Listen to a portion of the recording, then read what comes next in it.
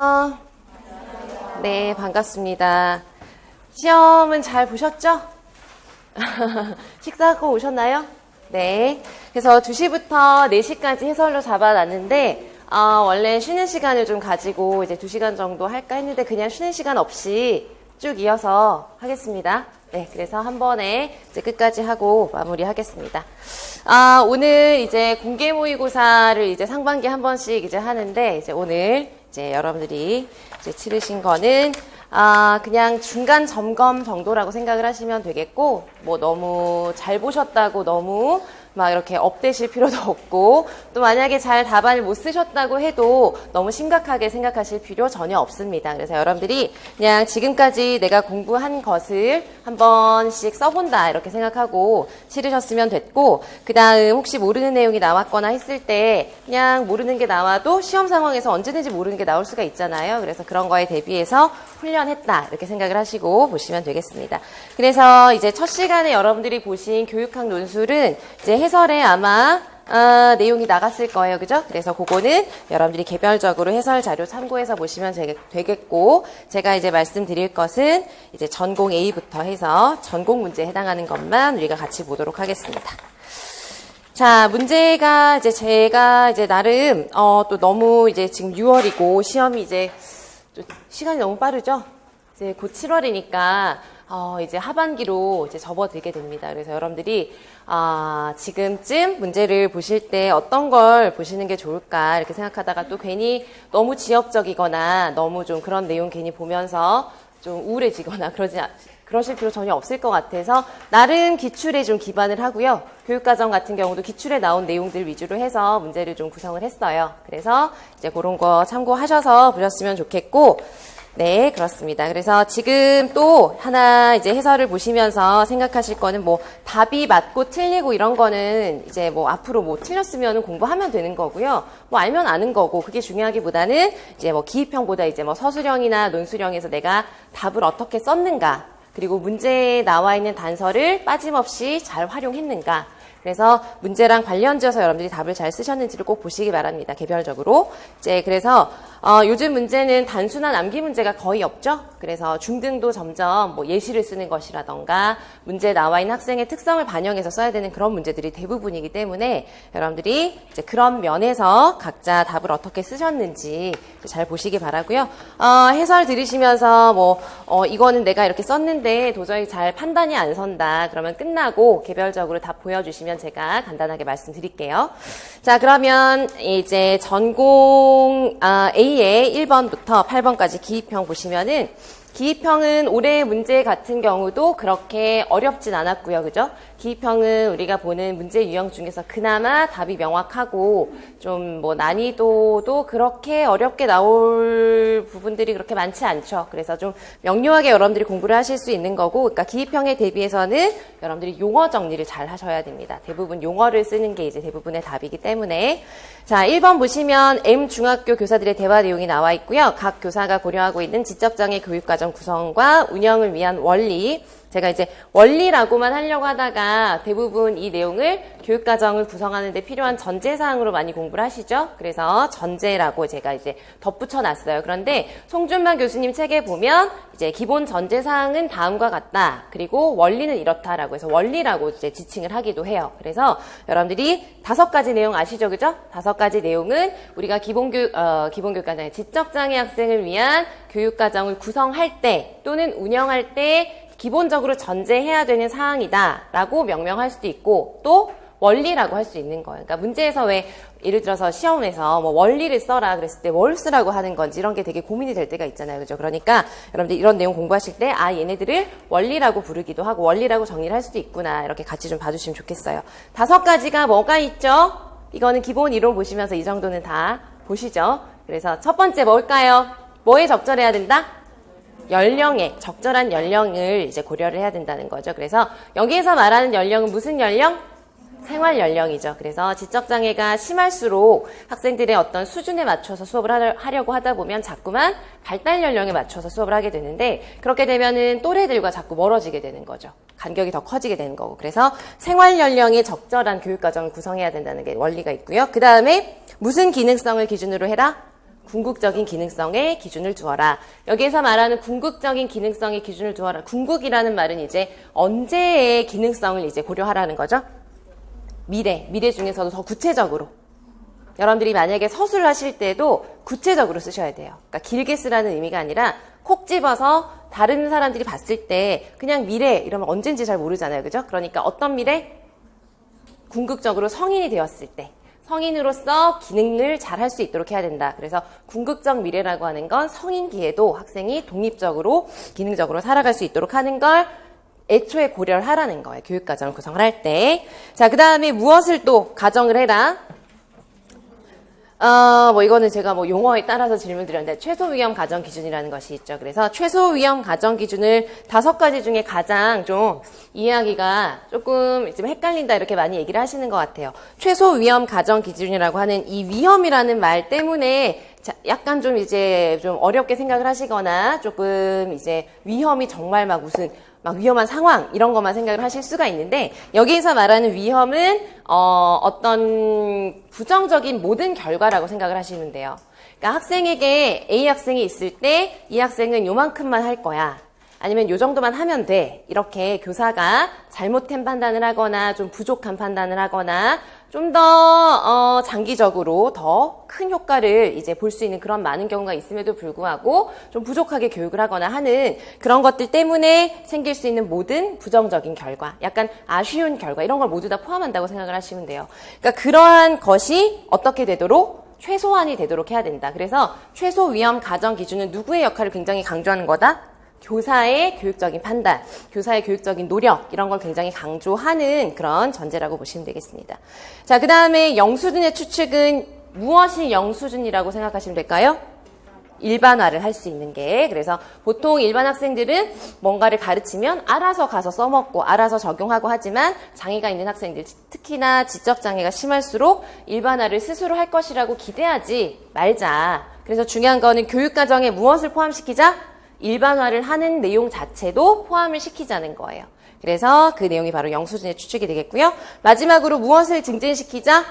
자기결정. 자기결정은 너무나 언제나 중요합니다. 특히나 이제 중등특수에서는 이제 전환교육에서도 굉장히 강조가 되는 것이죠. 그러니까 자기결정을 한다는 거는 너무 많은 그런 내용들이 다 들어가죠. 여러분들도 자기결정력이 있어야 되는 거고요. 그래서 내가 필요한 걸 판단하고 선택하고 문제가 생겼을 때 스스로 해결할 수 있고 판단할 수 있고 의사결정할 수 있는 모든 것들이 들어갑니다. 그래서 이제 그러한 자기결정 증진에 대한 거는 이제 이러한 지적장애 학생을 위한 교육과정에서도 중요하지만 전환교육에서도 너무 중요하고 자기결정이랑 관련된 합의 요소나 위와이어 이런 것들은 여러분들 다 공부하실 거예요. 그죠?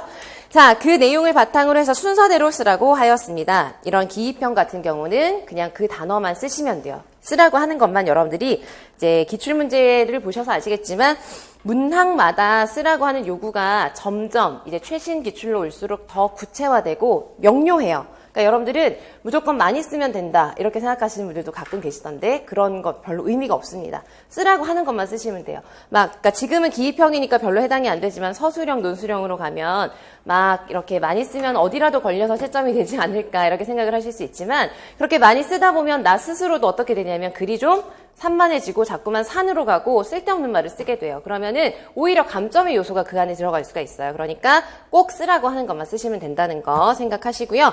아무튼 이제 그거는 이제 서술형에서 조금 더 말씀을 드릴게요. 1, 2번 문제 답은 그래서 뭐죠? 임교사가 얘기하고 있는 건 뭐죠? 영수준의 추측이라는 거 아시겠죠? 그 다음에 홍교사는 자기결정 증진. 그래서 지금 이제 저는 모고도 그렇고 많은 문제들이 이제 문제를 할 때 거의 이제 여러분들이 참고하실 거는 이런 대화 내용이나 이런 것들이 다 강론서에 있는 내용들이에요. 그걸 그냥 조금씩만 바꿔서 대화 내용으로 한 거고 하니까 여러분들이 복습을 나중에 혹시 하시더라도 이 내용들 자체가 영수준의 추측을 설명하는 내용이라는 거, 자기 결정을 설명하는 내용이라는 거 보시면 되겠습니다. 요거는 이렇게 보시면 되겠죠? 넘어가겠습니다. 자, 2번은 지적장애 학생에 대한 그런 설명드리고요. 지적장애 하위 유형 중에서 이제 발작이 나옵니다. 그러니까 하지만 발작을 우리가 또 무슨 장애라고도 하죠? 경련장애라고도 합니다. 그래서 예전에는 간질이라고도 했고요. 여러 가지 용어들이 있는데 간질이나 발작 이런 것들은 아무래도 예전부터 좀 쓰일 때 그 용어의 이미지가 좀 부정적이다. 그래서 이제 그 의료계에서 이 용어랑 관련을 해서 이제 경련장애 이런 식으로 용어를 조금씩 개선을 해온 거예요. 그래서 지금 우리가 얘기를 할 때는 일반적으로 뭐 여러 가지로 쓰긴 하지만 이제 경련장애라고 보통 이제 공식적으로는 얘기를 한다는 거 참고로 알아두시면 되겠습니다. 그래서 이 경련장애는 어디에 문제가 생겨서 발생하는 거죠? 기본적으로 뇌에서 전기적인 반응이 이제 비정상적으로 나타나는 그런 전기적인 반응 때문에 이제 이러한 발작이 증상이 나타나게 되는 거예요. 그래서 이 경련 장애라고 하는 거는 뇌성마비나 근위 영양증이나 이런 것처럼 어떤 장애 유형이라기보다 무엇이라고 봐야 될까요? 일종의 증상인 거예요. 증상. 이거는 하나의 독립적인 장애 유형이 아니라 뇌성마비 있으면서 발작 보이잖아요. 그죠? 그러니까 이런 여러 가지 신체적인 문제랑 동반될 수 있는 그런 가능성이 많은 그런 증상의 하나라고 생각을 하셔야 돼요. 그죠? 그래서 그 증상은 뭐에 따라 달라지느냐? 뇌의 전기적인 반응이 이상하게 나타나는 그 부분이 어디냐? 이 부분이냐? 저 부분이냐? 아니면 전체냐? 이런 거에 따라서 유형이 나뉘어지는 거죠. 그래서 크게 나누면 어떻게 나눌 수 있나요? 부분 발작과 전신 발작으로 나눌 수가 있고요. 부분 발작 안에도 단순 부분 발작, 복합 부분 발작, 전신, 긴장성, 간대성 발작으로 발전하는 부분 발작 이런 식으로 이제 유형이 나뉘어지는 거고 전신 발작 안에 이제 여러분들이 대부분 잘 아시는 대발작, 소발작 이런 것들이 있는 것이죠. 그래서 그 중에서 이제 문제는 쉽게 푸셨을 거예요. 그렇죠? 그런데 발작도 기출로 한번 나왔었고 하니까 여러분들이 기본적으로 이제 어떤 부위에 그 전기적인 이상이 생기느냐에 따라서 부분과 전신으로 구분이 된다는 것. 그 다음에 부분이 때에 따라서는 더 진행이 되고 발전이 되어서 전신으로 가는 것도 있고 유형이 나뉘어진다는 거 이론 정리를 해주시고요. 이 문제 같은 경우는 이제 김 교사가 뭐라고 했냐면 얼마 전에 교실에서 갑자기 발작 증상을 보였는데 갑자기 바닥에 쓰러지면서 온몸이 뻣뻣해지고 몸을 많이 떨었고 안색이 점점 창백해진다. 이러한 그런 신체적인 증상을 크게 보이는 건 다 뭐라고 생각하시면 될까요? 기본적으로 대발작이라고 생각하시면 되겠죠. 그래서 이제 대발작이라고도 부르지만 긴장성, 간대성 발작이다. 이렇게 쓰시면 되겠습니다. 자, 그래서 이거는 이제 간단하게 발작의 유형을 확인을 해본 문제고 이거랑 관련해서 여러분들이 이제 공부하실 때는 이런 대발작 증상을 보였을 때 교사가 어떻게 대처를 해야 되는지 이런 것들도 잘 봐두셔야 되겠죠? 그런 문제들도 서술형 문제든 논술형 문제든 다 부분적으로 다뤄질 수가 있을 거예요. 학생이 발작을 막 보이고 있으면 우리가 교사가 어떤 걸 해야 될까요? 우선 뭔가를 이제 막 이렇게 발작 증상을 보이니까 부딪히거나 해서 다치지 않도록 위험한 걸 다 치워줘야 되고 또 학생 신체적으로 너무 압박이 되어 있으면 발작을 또 더 심하게 보일 수 있으니까 느슨하게 다 풀어줘야 되고 또 고개를 어떻게 해줘야 될까요? 옆으로 해줘야 되고 앞으로 숙이게 하면은 막혀서 더 위험한 상황이 될 수도 있고 호흡이 어려워질 수도 있고 또 학생이 뭔가 막 깨우려고 하면은 인위적으로 학생을 막 이렇게 흔들거나 정신 차리라고 이렇게 막 뺨을 치거나 물을 끼얹거나 이런 거 절대로 하면 안 되죠. 그래서 그냥 기다려주는 게 굉장히 중요합니다. 그래서 그 발작이 너무 길어지면 그건 응급 상황이기 때문에 더 전문적인 의료진을 부른다던가 해야 되겠죠. 하지만 이제 그것이 기본적으로 너무 길어지지 않는 선에서는 학생이 그것을 이제 잘 끝낼 수 있도록 그 시간을 잘 보낼 수 있도록 계속 지켜보면서 교사는 기다려줘야 되는 거예요. 그동안 이제 주변의 다른 학생들을 안정시키고 하는 것들도 교사의 역할로 이제 있겠죠. 그래서 그동안 있는 모든 내용들을 교사가 또 잘해야 되는 건 뭐냐면 기록을 해둬야 돼요. 그래서 그 다음에 또 그런 상황이 생겼을 때 더 잘 대처할 수 있고 미리 예방을 할 수 있도록 그런 증상들을 잘 기록해 두는 것도 교사에게 굉장히 필요한 조치 사항 중에 하나가 되겠습니다. 그래서 그러한 대처 방안들 잘 봐주셔야 되고요. 이제 발작을 끝냈다. 그러면 학생에게 휴식 시간이 필요할 수가 있어요. 그죠? 그래서 그동안에 그런 시간을 기억하는 경우도 있고 기억을 하지 못하는 경우도 있고 한데 어쨌든 학생이 좀 안정을 취하고 휴식을 할 수 있는 시간이 필요하니까 별도로 이제 공간을 좀 마련을 해둔다던가 아무튼 그런 시간을 좀 마련해 줄 필요가 있다는 거 그런 것들까지 잘 봐주시기 바랍니다. 자, 그래서 이러한 그런 발작을 보이는 경우에 여러 가지로 이제 치료하는 기법들이 여러 가지가 있을 수가 있어요. 그런데 기본적으로는 우리가 약간 우리 몸에 취약한 부분이 있을 때 그냥 두통이 잘 있다, 아니면 배가 잘 아프다 이런 사람들도 어떨 때 그런 게 더 잘 많이 이제 막 증상이 나타나죠? 스트레스 받을 때, 그죠? 스트레스 받거나 하기 싫은 거 할 때나 이럴 때, 그죠? 그러니까 이 발작 증상도 언제 많이 나타난다? 뭔가 스트레스 상황이라던가 아니면은 학생이 원치 않는 뭔가 긴장을 이제 하게 되는 그런 상황에서 더 발생을 하기 때문에 평소에 그런 조절을 좀 잘해주는 것도 필요하고요. 뭐 그런 여러 가지 기법들이 있는데 그 중에서 이건 이제 시기랑 관련을 해서 이제 적용을 하기도 하는 것이죠.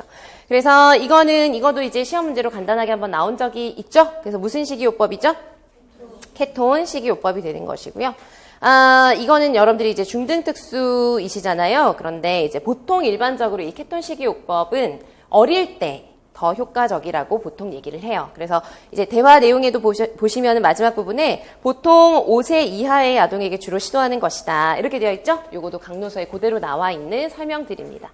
그래서 물론 나이가 많다고 해서 적용할 수 없다. 이것은 아니지만 이거는 이제 신체의 대사를 좀 이제 바꿔주려고 하는 것이기 때문에 이제 너무 나이가 많을 때보다는 어릴 때 많이 적용을 할 수 있고 무엇을 더 섭취하고 무엇을 줄이는 시기죠? 지방을 늘리고 이제 우리 3대 영양소 중에서 지방을 늘리고 탄수화물과 단백질은 굉장히 아주 제한적으로 섭취하도록 하는 것이죠. 그걸 통해서 이제 증상을 좀 완화할 수 있다고 알려진 것이에요. 그래서 모두 같이 알아주시면 좋겠습니다. 넘어가겠습니다. 자, 3번을 보시면 AAC를 사용할 때 자신의 의견을 표현하는 방법에 대한 내용이다. 자, 여기서 말하는 이제 AAC를 사용할 때 자신의 의견을 표현하는 방법을 바로 두 글자로 하면 그게 바로 뭘까요? 이게 바로 4가지 요소 중에 기법을 말하는 거예요. 기법. 아시겠죠? 자신을 표현하는 방법. 이것도 이제 강론서에서 기법을 설명할 때 쓰는 표현이에요. 기법을 생각해 보시면 우리 기법을 잘 알고 있잖아요. 그죠? 그래서 나는 이거야. 난 이거라고 말할 거야. 그럴 때 이제 어떤 방법으로 하느냐가 기법이잖아요. 그래서 기법에 대한 내용입니다. 그래서 근데 다시 이제 뭐 문제에선 제가 물어보고 있죠. 가와 나가 의미하는 기법을 각각 써라. 그래서 저는 이걸 문제를 이번에 이제 만들면서도 약간 여러분들이 뭐라고 쓰실까 이게 조금 이제 아주 구체화된 내용을 쓰실 수도 있겠다는 생각이 들긴 했었거든요. 그런데 이제 저의 의도 그리고 여러분들이 이제 어쨌든 문제 출제자의 의도에 맞추어서 답을 쓰셔야 되니까 이제 제 의도를 파악을 해주시자면 이제 가와 나를 크게 2가지로 나누었고요. 그죠? 그 다음에 여기에서 어쨌든 기법을 쓰라고 했죠. 그러니까 AAC에서 기법을 쓰라 라고 했으니까 기본적으로 더 구체화되거나 더 구체화된 무언가를 쓰라는 단서가 없는 한 여러분들이 실전에서도 기법을 쓰라고 하면 뭐뭐만 생각하시면 될까요? 기본적으로. 직접과 간접 중에서 이제 쓰시면 되는 거예요. 그러니까 제가 지금 안에 포함시켜 놓은 내용이 좀 더 구체화된 내용으로도 볼 수 있잖아요. 그죠? 그래서 그걸 혹시나 쓰셨더라면은 제 의도는 기법을 쓰라고 했기 때문에 그 AAC의 요소 중에 기법을 쓰시는 문제였다. 이렇게 보시기 바랍니다. 자, 지금 가에 보면 요 그림은 뭐 이제 강론서 많이 보시면은 흔히 보셨을 거예요. 얘가 지금 뭘 하고 있는 거죠? 그 아래 설명이 나와 있죠. 자신이 원하는 상징을 무엇으로 바라본다? 눈으로 응시한다. 이렇게 되어 있습니다. 그래서 직접 선택을 우리가 이제 할 때 기법은 보완대체 의사소통이 나왔으니까 그냥 4개 요소만 복습을 해볼까요? 4개 요소가 뭐가 있죠? 상징이 있고, 그 다음 지금 우리가 보는 기법, 그 다음 도구가 있고, 네, 도구, 그 다음에 전략이 있죠. 그래서 상징은 뭘 말하느냐? 상징은 어떤 내용을 나타내는 것 자체를 말하는 거죠. 그래서 상징은 크게 2가지로 나누면 크게 구분을 어떻게 할 수 있죠? 도구적인 것과 비도구적인 것으로 나눌 수가 있습니다. 그리고 상징에서 여러분들이 공부하실 땐 이 안에 들어가는 상징의 유형도 굉장히 중요하지만 그 상징의 유형을 설명하는 상징의 특성이 있어요. 그게 뭐죠? 제일 중요한 건 여기에서 도상성의 개념을 잘 정리를 해주셔야 되죠. 그래서 도상성은 그것이 얼마나 구체적이냐, 얼마나 추상적이냐로 설명을 하는 개념이 되는 것이고, 상징이 도상성이 있다 없다는 절대적인 개념으로 설명할 수 있는 게 아니에요. 그죠? 그래서 상대적으로 다른 상징에 비해서 그림은 글자보다 더 구체적이다. 그리고 뭐 예를 들어서 뭐 블리스 상징은 리버스보다 추상적이다. 이렇게 상대적으로 얘기를 할 수 있지, 어떤 상징이 절대적으로 이건 완전히 뭐 구체적이다 이렇게 말할 수 있는 것은 잘 없습니다. 뭐 예를 들어서 이제 가장 우리가 이제 얘기할 수 있는 범위의 상징 중에서 가장 구체적인 건 뭐죠? 실물이죠. 그건 그냥 구체적이죠. 하지만 그 사이에 있는 어떤 상징의 어떤 유형을 가지고 절대적으로 이렇다 저렇다 하는 게 아니라 대부분은 이제 상대적으로 비교를 한다는 거. 그래서 여러분들이 상대적으로 비교할 수 있어야 된다는 거. 자, 그 다음에 기법이 지금 우리가 보고 있는 이제 기법으로서 크게 무엇과 무엇이 있다? 직접과 간접이 있는데 지금 이제 말씀드리려고 하는 건 직접 선택도 다시 크게 두 가지로 나눌 수가 있어요. 방법에 따라서. 어떤 방법으로 무슨 방식과 무슨 방식이 있을까요? 직접 접촉을 하는 방식이 있고요. 직접 접촉을 하지 않는 비접촉 방식이 있는 거예요. 그래서 직접 접촉을 하는 거는 내 신체가 내가 뭔가를 선택하려고 하는 걸 직접 이렇게 지적을 하는 거예요. 손으로 하든 뭘로 하든. 그에 비해서 비접촉이라고 하는 게 바로 여기에 나와 있는 것처럼 눈으로 응시하면 접촉을 하지 않지만 직접적으로 선택을 하게 되는 거죠. 그래서 비접촉에는 눈 응시도 있고 또 뭐도 있을까요? 음성 인식하는 거. 이런 것들도 전부 다 비접촉에 들어가는 것이죠. 그 다음 간접은 이제 뭐라고도 할까요? 똑같은 말로 훑기라고도 하죠. 그래서 간접 선택하면은 항상 또 같이 고려해야 되는 게 뭐냐면 간접 선택은 대부분 스위치를 통해서 하는 것이기 때문에 스위치의 종류라던가 스위치를 사용하는 것. 요게 이제 또 스위치는 워낙에 뭐 다들 잘 알고 계시는 거지만 이제 최신 강론서 중에서 정동훈 교수님 책 워낙 이제 작년에 문제가 많이 나오고 해서 많이 보시죠. 그 책에 보면 이 AAC랑 관련해서 요소가 나와 있고 이 스위치에 대해서 굉장히 새로운 내용 그 다음에 뭐 좀 구체적인 내용이 되게 정리가 많이 되어 있어요. 그래서 여러분들이 조금 기회 되시면 한번 봐주시는 것도 좋을 것 같습니다. 아무튼 간접 선택은 훑기라고도 하고요. 또 스캐닝이라고 해도 되고요. 그것을 스위치를 통해서 이제 훑어주면 선택을 하는 건데 간접 선택 같은 경우도 우리가 시각적으로 훑어주는 경우도 있지만 음성으로 들려주면은 청각적으로도 스캐닝이 되는 거예요. 그래서 많은 분들이 스캐닝하면 시각적인 것만 생각을 하시는데 그래서 이 문제 보시면 이제 두 번째 내용 보세요. 나의 교사나 다른 대화 상대자가 의사소통판의 내용을 천천히 말해주면 이게 예를 들어서 문제에서 이게 무슨 스캐닝이냐 이렇게 묻는다면 뭐라고 답해야 될까요? 청각적 스캐닝이 되는 거예요. 아시겠죠? 그래서 스캐닝은 꼭 시각적인 것만 들어가는 게 아니라 청각적인, 왜냐면은 대부분의 얘가 시각적이어서 많은 분들이 그냥 시각적인 것만 생각을 시각적, 청각적 다 가능하다는 거. 그래서 어쨌든 직접적으로 내가 보고 선택을 하는 것이 아니라 누군가가 이제 그 요소들을 이렇게 항목들을 이제 보여주거나 읽어주거나 하면 들려주거나 하면 그걸 가지고 선택을 하는 방식이다. 자, 도구도 여러 가지가 있죠. 이걸 또 굳이 두 가지로 나누자면 또 어떻게 나눌 수 있을까요? 전자적인 장치가 들어간 전자적인 도구와 비전자적인 도구로 또 나누어서 구분을 할 수가 있습니다. 그래서 이런 식으로 이제 요소에 대한 게 문제가 굉장히 많이 나왔어요. 부분적으로든 아니면 뭐 전체 문제로든. 그래서 요거는 기본적으로 여러분들이 항상 잘 알고 계셔야 되고요. 전략은 또 많은 것들이 들어갈 수가 있죠. 전략은 이 AAC를 사용하는 학습자, 사용자가 좀 더 어떻게 사용할 수 있도록 하는 모든 전략이 들어갈까요? 좀 더 빠르게, 좀 더 정확하게. 왜냐하면 AAC는 이제 말을 잘하지 못하고 표현을 잘하지 못하는 어떤 사람이 상대방과 어떤 의사소통을 할 때 이걸 통해서 하는 것이잖아요. 근데 여러분 친구가 이걸 사용을 하고 있다. 근데 나는 지금 얘기를 했는데 대답을 빨리 들어야 되는데 오래 걸린다. 그러면은 계속 이제 단절이 되겠죠. 그래서 더 빠르게, 더 정확하게 사용할 수 있도록 하는 여러 기법이, 여러 전략이 다 들어가는 게 바로 전략이죠. 그래서 속도 향상 기법, 뭐 예측 기법 이런 것들이 여기에 다 들어갑니다. 아무튼 이 문제의 답은 그래서 간단하게 직접 선택과 간접 선택으로 쓰시면 되는 문제예요. 그래서 이거 보시면서 다시 한번 구성 요소에 대해서 구체적으로 정리를 하시기 바랍니다. 자, 4번, 5번은 간단하게 답 확인하고 넘어가겠습니다. 아까 말씀드린 대로 교육과정 문제는 지금 암기가 다 많이 안 되신 분들도 계시고 할 것 같아서 기출에 나왔던 거 기반으로 해서 조금만 바꾼 문제들이에요. 자, 4번의 기억에는 뭐가 들어가죠? 현장 실습이 들어가고요. 니은에는 기준 수업 시수라고 하는 것이 들어갑니다. 그래서 이제 이 답을 뭐 모르신다고 해도 지금 전혀 위축되실 필요 없고 교육과정은 그냥 이제 중등 특수이시니까 여러분들 뭐뭐뭐뭐 보시죠? 총론은 꼭 보셔야 되고요. 그 다음에 기본교육과정 진로 직업 꼭 보셔야 되고 이제 국어 수학도 보시면 좋겠고 그 다음에 공통교육과정에 국어, 영어, 체육 이렇게는 그렇게 보시는 거는 그래도 제가 늘 말씀드리지만 이제 초등교육과정 초특하시는 분들에 비해서는 정말 하실만한 거예요. 정말 초특하시는 분들 앞에서 교육과정이 힘들다 이런 얘기하시면은 안 됩니다.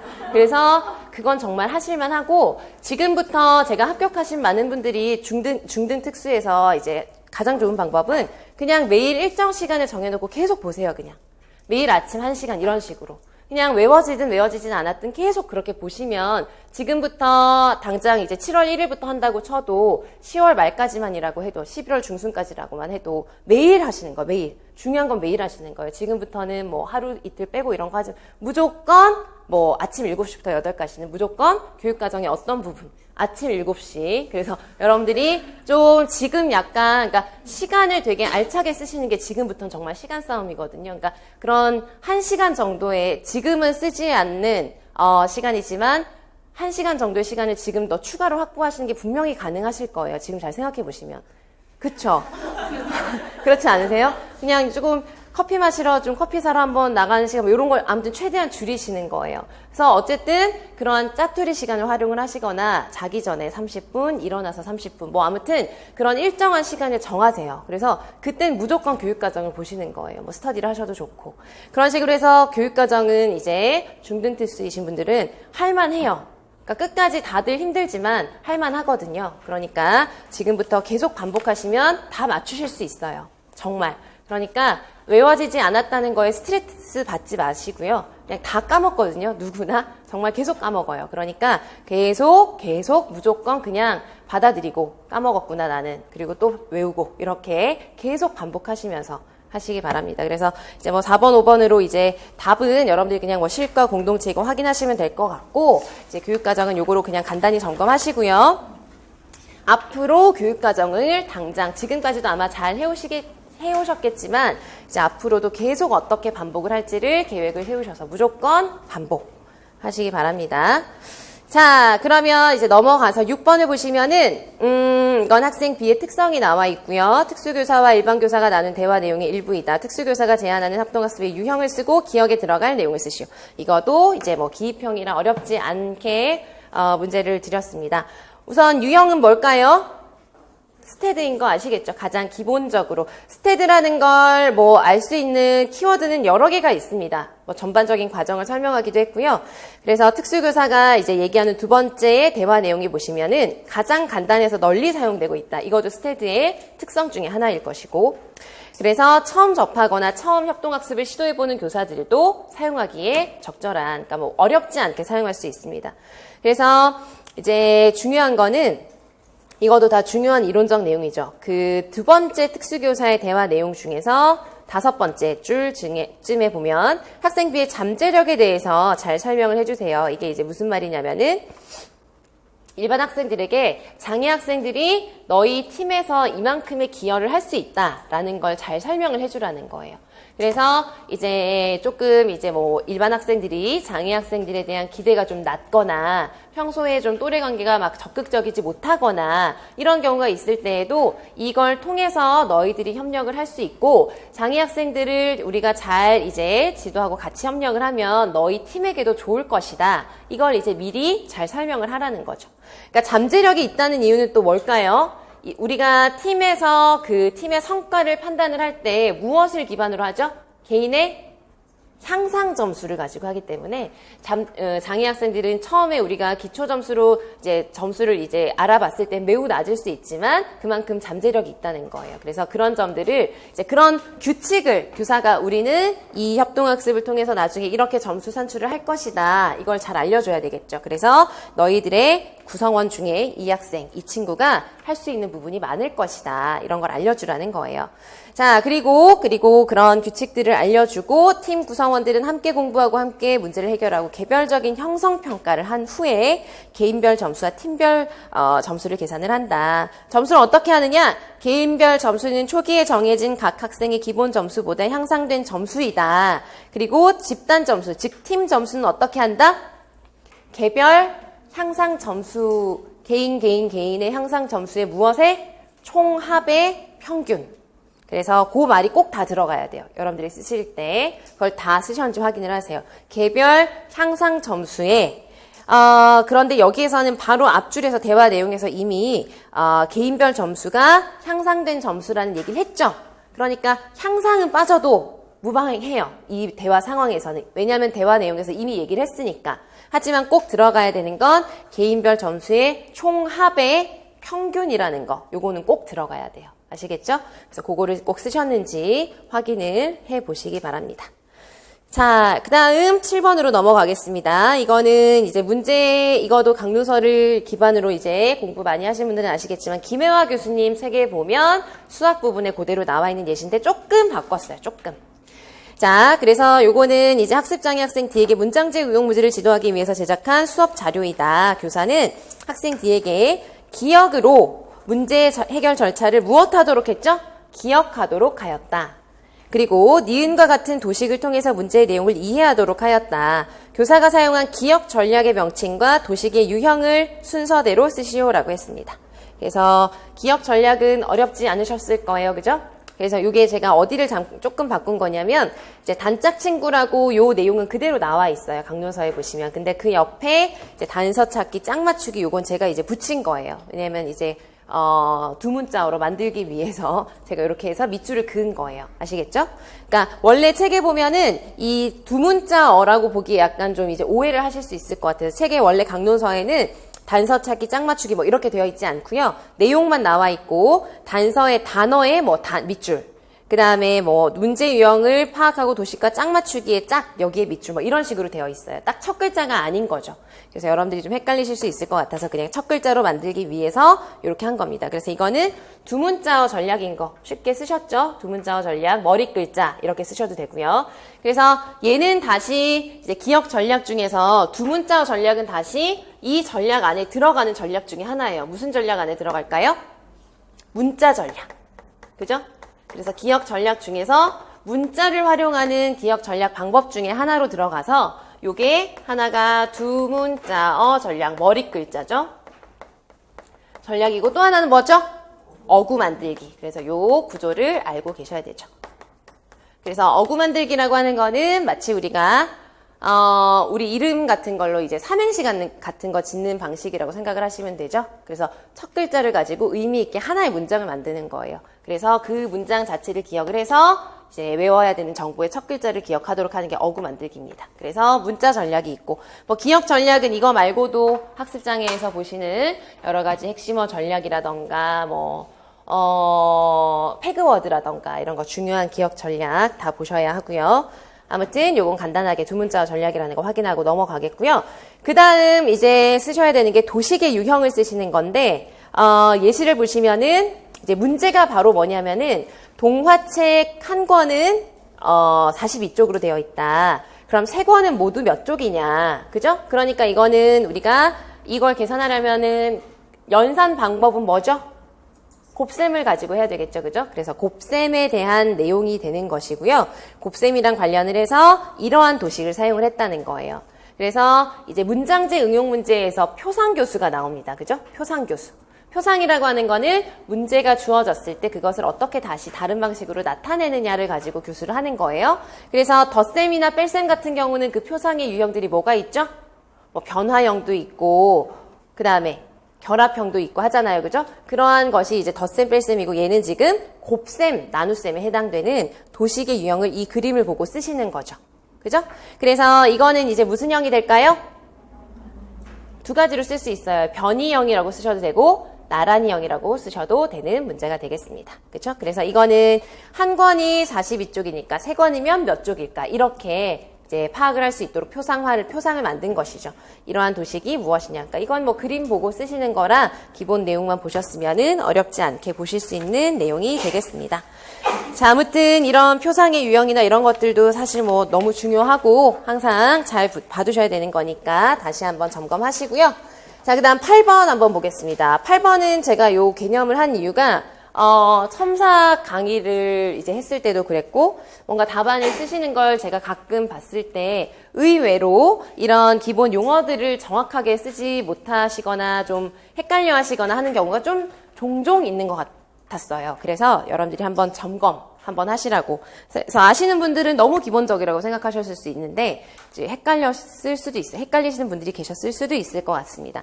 아무튼 이거는 이제 우리가 행동 관찰에서 직접적으로 행동을 보고 관찰한 다음에 자료를 만들죠. 그래서 자료를 만들 때는 우리가 막 행동을 그대로 다 이제 하는 게 아니라 어떤 기준에 따라서 요약을 하게 됩니다. 그래서 행동을 요약하는 방법이 여러 가지가 있다는 거고요. 요 내용의 이제 출처는 양명희 교수님 책에 보면 이게 그대로 요 틀 그대로 설명이 되어 있고 해설에도 제가 그래서 그대로 실어놨습니다. 나중에 이제 참고해서 보시면 되고요. 이제 이거는 뭐냐면 측정된 행동을 요약하는 방법인데 첫째가 뭐냐면 직접 우리가 측정한 걸 그냥 그대로 나타내는 거예요. 그래서 횟수, 시간 이런 것들을 우리가 그냥 시간 몇 분 그럼 잴대로 그냥 하는 거예요. 그대로 이제 나타내는 방식이 있고요. 하나는 이제 그 다음 2번, 3번에 나오는 건 뭐냐면 우리가 나타낸 것으로 조금 더 요약된 정보로 변환을 해서 우리가 정보, 자료를 정리를 하는 겁니다. 그래서 첫 번째 들어가는 게 뭐냐면 정해진 시간 안에 발생한 행동의 수를 무엇으로 나눈다?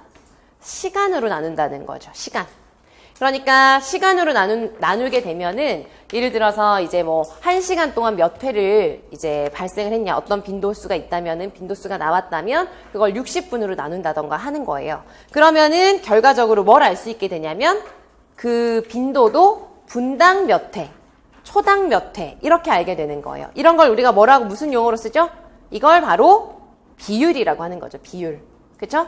그래서 여러분들이 뭐 서술을 하시거나 뭔가를 쓰시거나 할 때에도 간혹 이런 용어들을 좀 적재적소에 쓰셔야 되는데 이제 너무 기본적인 내용이긴 하지만 다시 한번 이제 확인을 해보시기 바랍니다. 그래서 이 비율이라는 개념은 여러분들이 이렇게 생각하시면 돼요. 비율이 뭔가를 만약에 설명을 해야 된다. 그러면 이렇게 쓰시면 대부분 맞아요. 단위 시간당 행동의 어떤 뭐 시간 아니면 단위 시간당 빈도. 그러니까 단위 시간 하면은 뭐죠?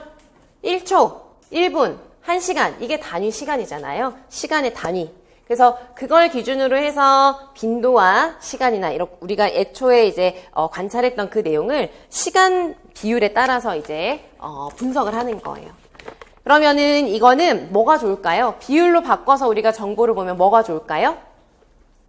A 교사가 학생 A의 행동과 B의 행동을 비교를 하고 싶은데 우리가 관찰을 하다 보니까 뭐가 달랐을 경우에 관찰 시간이 다른 거예요. 그래서 A 학생은 우리가 30분 동안 봤는데 B 학생은 1시간 동안 본 거예요. 그럼 그걸 똑같은 기준에 따라서 볼 수는 없잖아요. 그죠? 그러니까 비율로 바꿀 수가 있는 거죠. 아시겠죠? 자, 그 다음 그 아래는 전체를 100으로 해서 관찰된 행동이 차지하는 비율. 이건 어렵지 않은, 이건 뭘까요? 백분율. 근데 이것도 은근히 안 그럴 것 같지만 은근히 뭐 모의고사를 보든 뭘 하면은 여기에 또 뭐라고 또 쓰시느냐? 100분 위라고 쓰시는 분들 가끔 실수일 수도 있고 뭔가 자꾸 헷갈리시는 분들도 계세요. 그래서 100분 율과 100분위는 완전히 다르죠? 그래서 둘 다 매우 중요합니다. 둘 다 매우 중요한데 지금 여기에서 말하는 전체분의 부분이 뭐다? 100분 율이 되는 거예요. 아시겠죠? 그래서 전체를 100으로 보고 얘가 얼마나 몇 %나 차지하느냐 이거고 100분 위 하면 제일 중요한 키워드가 뭘까요? 어떤 위치? 상대적인 위치를 알려주는 거예요. 상대적인 위치. 그래서 이 위를 위치로 기억을 하세요. 100분 위는 위치, 상대적인 위치. 아시겠죠? 그래서 절대 헷갈리지 않으시도록 둘 다 특히나 100분 위는 시험 문제로도 많이 나왔습니다. 그러니까 헷갈리지 않으시도록 하시고요. 이 부분에서 행동에 대한 그런 개념을 정리하는 그런 개념들, 용어들 잘 봐주시기 바랍니다. 제가 이제 뭐 교육과정 문제를 그냥 좀 뺄까 했지만 이제 중등 특수 같은 경우도 교육과정이 이제 나오게 되는 게 대략 몇 %죠? 한 25% 정도는 출제가 되도록 되어 있습니다. 그래서 여러분들 공고문 보시면 다 나와요. 그래서 조금씩 그 수는 조금 뭐 위아래로 좀 왔다 갔다 할 수 있지만 한 25% 정도는 나온다고 생각을 하셔야 되는 거거든요. 그래서 모의고사니까 그래서 이제 특수교육학으로만 하기엔 조금 아쉬워서 9번도 이제 문제로 드렸는데 이것도 교육과정에 나와 있는 거 이제 그대로 쓰셔야 하는 것이죠.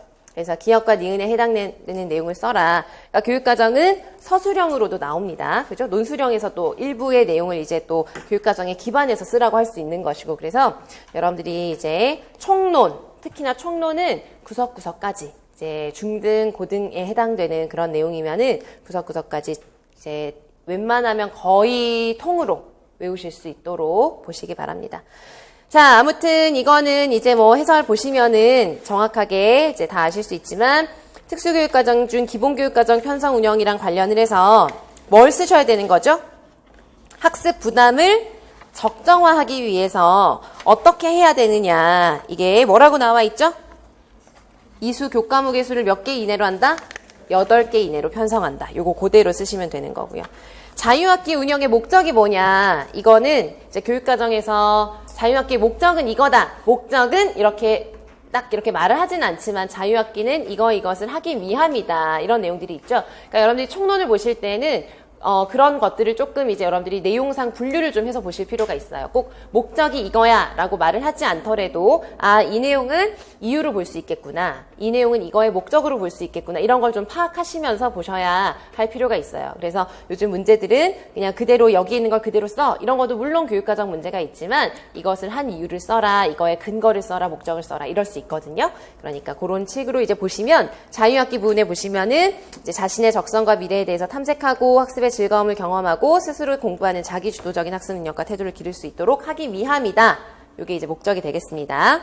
자, 그 다음 이제 그 아래 보시면은 이제 2015 교육과정을 보시면은 모든 학생들에게 교육의 기회를 균등하게 주고자 내용을 따로 분류해서 이제 설명을 하고 있죠. 그 중에서 특수교육 대상 학생을 위해서 특수학급을 설치 운영하는 방법은 거기 나와 있는 것 그대로 이제 거기에도 또 한 문장으로 되어 있어요. 근데 그 내용상 두 가지로 구분을 할 수가 있죠. 그래서 초, 중 등 교육과정을 조정 운영하거나 할 수 있고 또 하나는 특수교육 과정에 교육과정 및 교수학습 자료를 활용했을 때 이 두 가지 내용을 쓰시면 되겠습니다.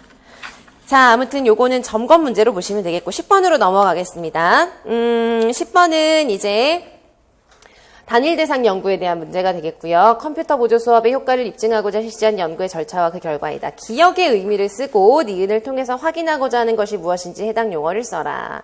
그리고 나의 그래프에 근거해서 이 연구 설계의 장점을 AB 설계와 비교해서 설명하고 A를 대상으로 한 이 연구 설계의 내적 타당도를 위협하는 요인을 한 가지 써라. 좀 문제가 길죠. 요구하는 사항을 제가 이제 오해를 이제 하지 않으시도록 명확하게 하기 위해서 이렇게 좀 썼고요. 그리고 요즘 문제들을 보면 예를 들면 이 문제에서도 제가 이제 쓴 것처럼 다 나의 그래프에 근거하여, 그쵸?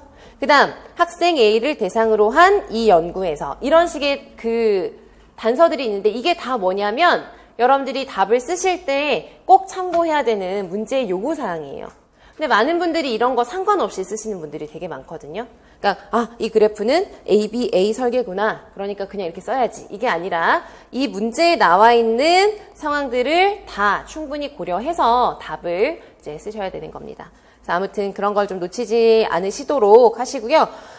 기억의 의미. 요거도 이제 이 내용은 사실 좀 예전 책이에요. 그 이소연 교수님 책 단일 대상 연구라는 그 얇은 작은 책이 있는데 사실 연구 설계는 새로운 책이 계속 나와도 설명이 조금 더 잘 돼 있거나 한 차이이지 이 이론 자체가 크게 달라질 것이 있는 것은 아니죠. 그래서 이 책이 굉장히 연구 설계 유형별로 설명들이 좀 심화된 내용들까지 잘 되어 있어요. 그래서 여러분들이 좀 더 자세하게 기본적인 내용을 기반으로 해서 조금 더 자세하게 보실 분들은 참고하시면 굉장히 도움이 되는 책이기도 합니다. 그래서 아무튼 이제 종종 또 여러분들이 이런 용어들에 대해서 사용을 하시기도 하고 해서 한번 써보는 연습을 해보고자 반치료적 경향이라는 말을 가끔 씁니다. 그죠? 그리고 이것의 용어 자체가 중요하기보다는 요 의미는 되게 중요해요. 굉장히 중요해요. 우리가 중재를 투입할 수 있느냐 없느냐를 결정하는 기준이 될 때 이걸 꼭 고려를 해야 되는 것이거든요. 그러니까 이거는 반치료적 경향, 반중재적 경향 이렇게 쓸 수 있겠지만 이 용어 자체보다는 이 용어가 갖는 의미가 굉장히 중요해요. 이건 무슨 말일까요? 우선 반치료적 경향이라는 거는 우리가 중재를 통해서 얻고자 하는 것과 어떤 경향이다? 반대되는 경향이다. 그죠? 그래서 여기서는 반치료적 경향을 보인 후에 중재를 하라는 거예요. 이 말은 뭘까요? 우리가 예를 들어서 학생 A에게 어떤 행동을 증가시키고 싶어요. 증가시키고 싶을 때에는 기초선에서 어떤 게 확인이 되어야 중재를 투입할 수 있죠? 감소하고 있거나 또는 최소한 아무 변화가 없어야죠. 그죠? 그런데 계속 그게 그냥 중재를 하지도 않았는데 증가시키는 게 목표인데 증가를 하고 있다. 그러면은 그 중재를 투입하면 안 되죠. 왜 안 되죠? 중재 이후의 학생의 변화가 무엇 때문이라는 걸 확신할 수 없죠? 중재 때문이라는 걸 확신할 수 없기 때문에 무엇을 확인할 수 없다? 기능적 관계를 확인할 수 없다. 그러니까 여러분들이 그런 말을 쓰실 때도 투입하면 안 되지. 왜냐면은 증가하고 있었으니까 뭐 이렇게만 쓸 수 없잖아요. 그러니까 독립변수, 종속변수, 기능적 관계, 그 다음에 뭐 종속변수의 변화, 이런 실험 설계에서 더 쓰는 이론적인 용어들로 뭔가 설명하는 습관을 좀 기르실 필요가 있어요. 이런 걸 잘 쓰시기 위해서는. 자, 아무튼 반치료적 경향에 대해서 여러분들이 나름의 어떤 설명을 다 해보셨을 거예요. 그래서 중요한 거는 표현 자체가 요즘 문제가 뭐 아무리 강론서에 출처가 있다거나 하더라도 거기 나와 있는 표현을 그대로 암기한 대로만 써야 되는 문제가 아니에요. 그러니까 그 의미가 맞으면 되는 것이거든요. 그러니까 여러분들이 답을 보시고 여러분들이 쓰신 답을 비교해서 의미상 맞게 썼는지를 확인하시면 돼요. 아시겠죠? 제가 이제 이걸 또 말씀드리는 이유가 어떤 분들은 제가 여기 답을 드리면 제가 드린 답은 이소연 교수님 책에 나와 있는 표현을 그대로 드린 거예요. 하지만 그것만 답이 되는 건 아니에요. 그 의미가 맞으면 되는 거예요. 아시겠죠? 그래서 여러분들이 너무 그 답으로, 그 표현으로만 막 암기를 하기보다는 의미를 생각하셔야 돼요. 의미를. 아시겠죠? 그래서 반치료적 경향이라고 하는 건 중재의 목적과 반대되는 경향이라는 의미가 들어가면 되고요. 중요한 건 중재를 투입하기 전에 반치료적 경향을 보일 때 중재를 투입할 수 있지, 중재의 목적과 같은 방향으로 학생이 기초선에서 미리 벌써 이렇게 반응을 보이고 있으면 중재를 투입해서는 안 된다는 거. 그건 오류가 된다는 거. 그것만 아시면 돼요. 자, 그 다음에 니은을 통해서 확인하고자 하는 것이 뭔지 용어를 쓰라고 했습니다. 간혹 요즘 문제 보면 서술 문제 중간중간에 써야 되는 요소 중에 그냥 용어만 써야 되는 경우가 있어요. 이런 경우는 용어를 쓰시오 그랬죠. 그러면 여러분들 답은 뭐만 쓰면 되실까요? 용어만 쓰시면 돼요. 이걸 가지고 막 설명 굳이 안 하셔도 돼요. 아시겠죠? 용어는 뭘까요? 외적 타당도가 되겠죠, 그죠? 그러면은 이제 또 서술형이다 보니까 여러분들이 이걸 어떻게 풀어서 써야 될까 이렇게 고민을 하시기도 하더라고요. 그러면은 기억의 의미는 이것이다. 그리고 니은에 해당하는 용어는 이것이다. 이렇게 쓰실 수 있는 거예요. 아시겠죠? 그래서 다른 대상자에게 실험 효과를 반복 연구한다. 다른 사람들에게도 이것이 적용될 것인지를 보는 거죠. 그러니까 무엇의 정도를 확인하는 거죠? 일반화의 정도로 확인을 하는 거예요. 그쵸? 그래서 이거는 이제 확인하고자 하는 것이 무엇인지 해당 용어를 써라. 일반화라고 쓰신 분들도 계실 수도 있을 것 같은데, 제가 이제 니은에 보시면은 이 실험 효과를 반복 연구한다라고 했죠. 그러니까 그냥 어떤 전략이 일반화되는지가 아니라 이 실험 연구 상황 안에서 일반화가 얼마나 되는지를 보려고 하는 것이기 때문에 외적 타당도라고 이제 쓰신 게 가장 정확한 것이죠. 그 다음 나의 그래프의 근거에서 이 연구 설계의 장점을 AB 설계랑 비교해서 써라 이렇게 썼습니다. 그러니까 장점을 쓰실 때 AB 지금 이건 무슨 설계라고 우리가 요약할 수 있을까요? AB A 설계가 되는 거예요. 그러니까 이거는 이제 AB A 설계가 되는 것이기 때문에 AB 설계만 하면은 우리가 무엇을 확신할 수 없죠?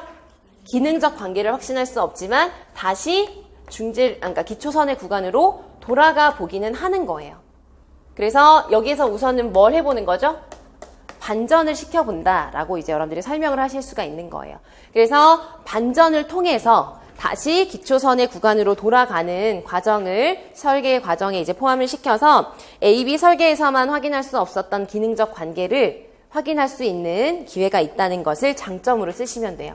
그래서 중요한 거는 AB 설계랑 비교해서 쓰라고 하였기 때문에 AB 설계는 기능적인 관계에 대해서 확신할 수 없으나 ABA 설계는 기초선 구간을 추가적으로 도입하여 또는 반전을 통하여 이런 식으로 쓰시면 되겠죠. 반전을 통하여 이제 중재 효과를 한 번 더 확인을 할 수가 있다.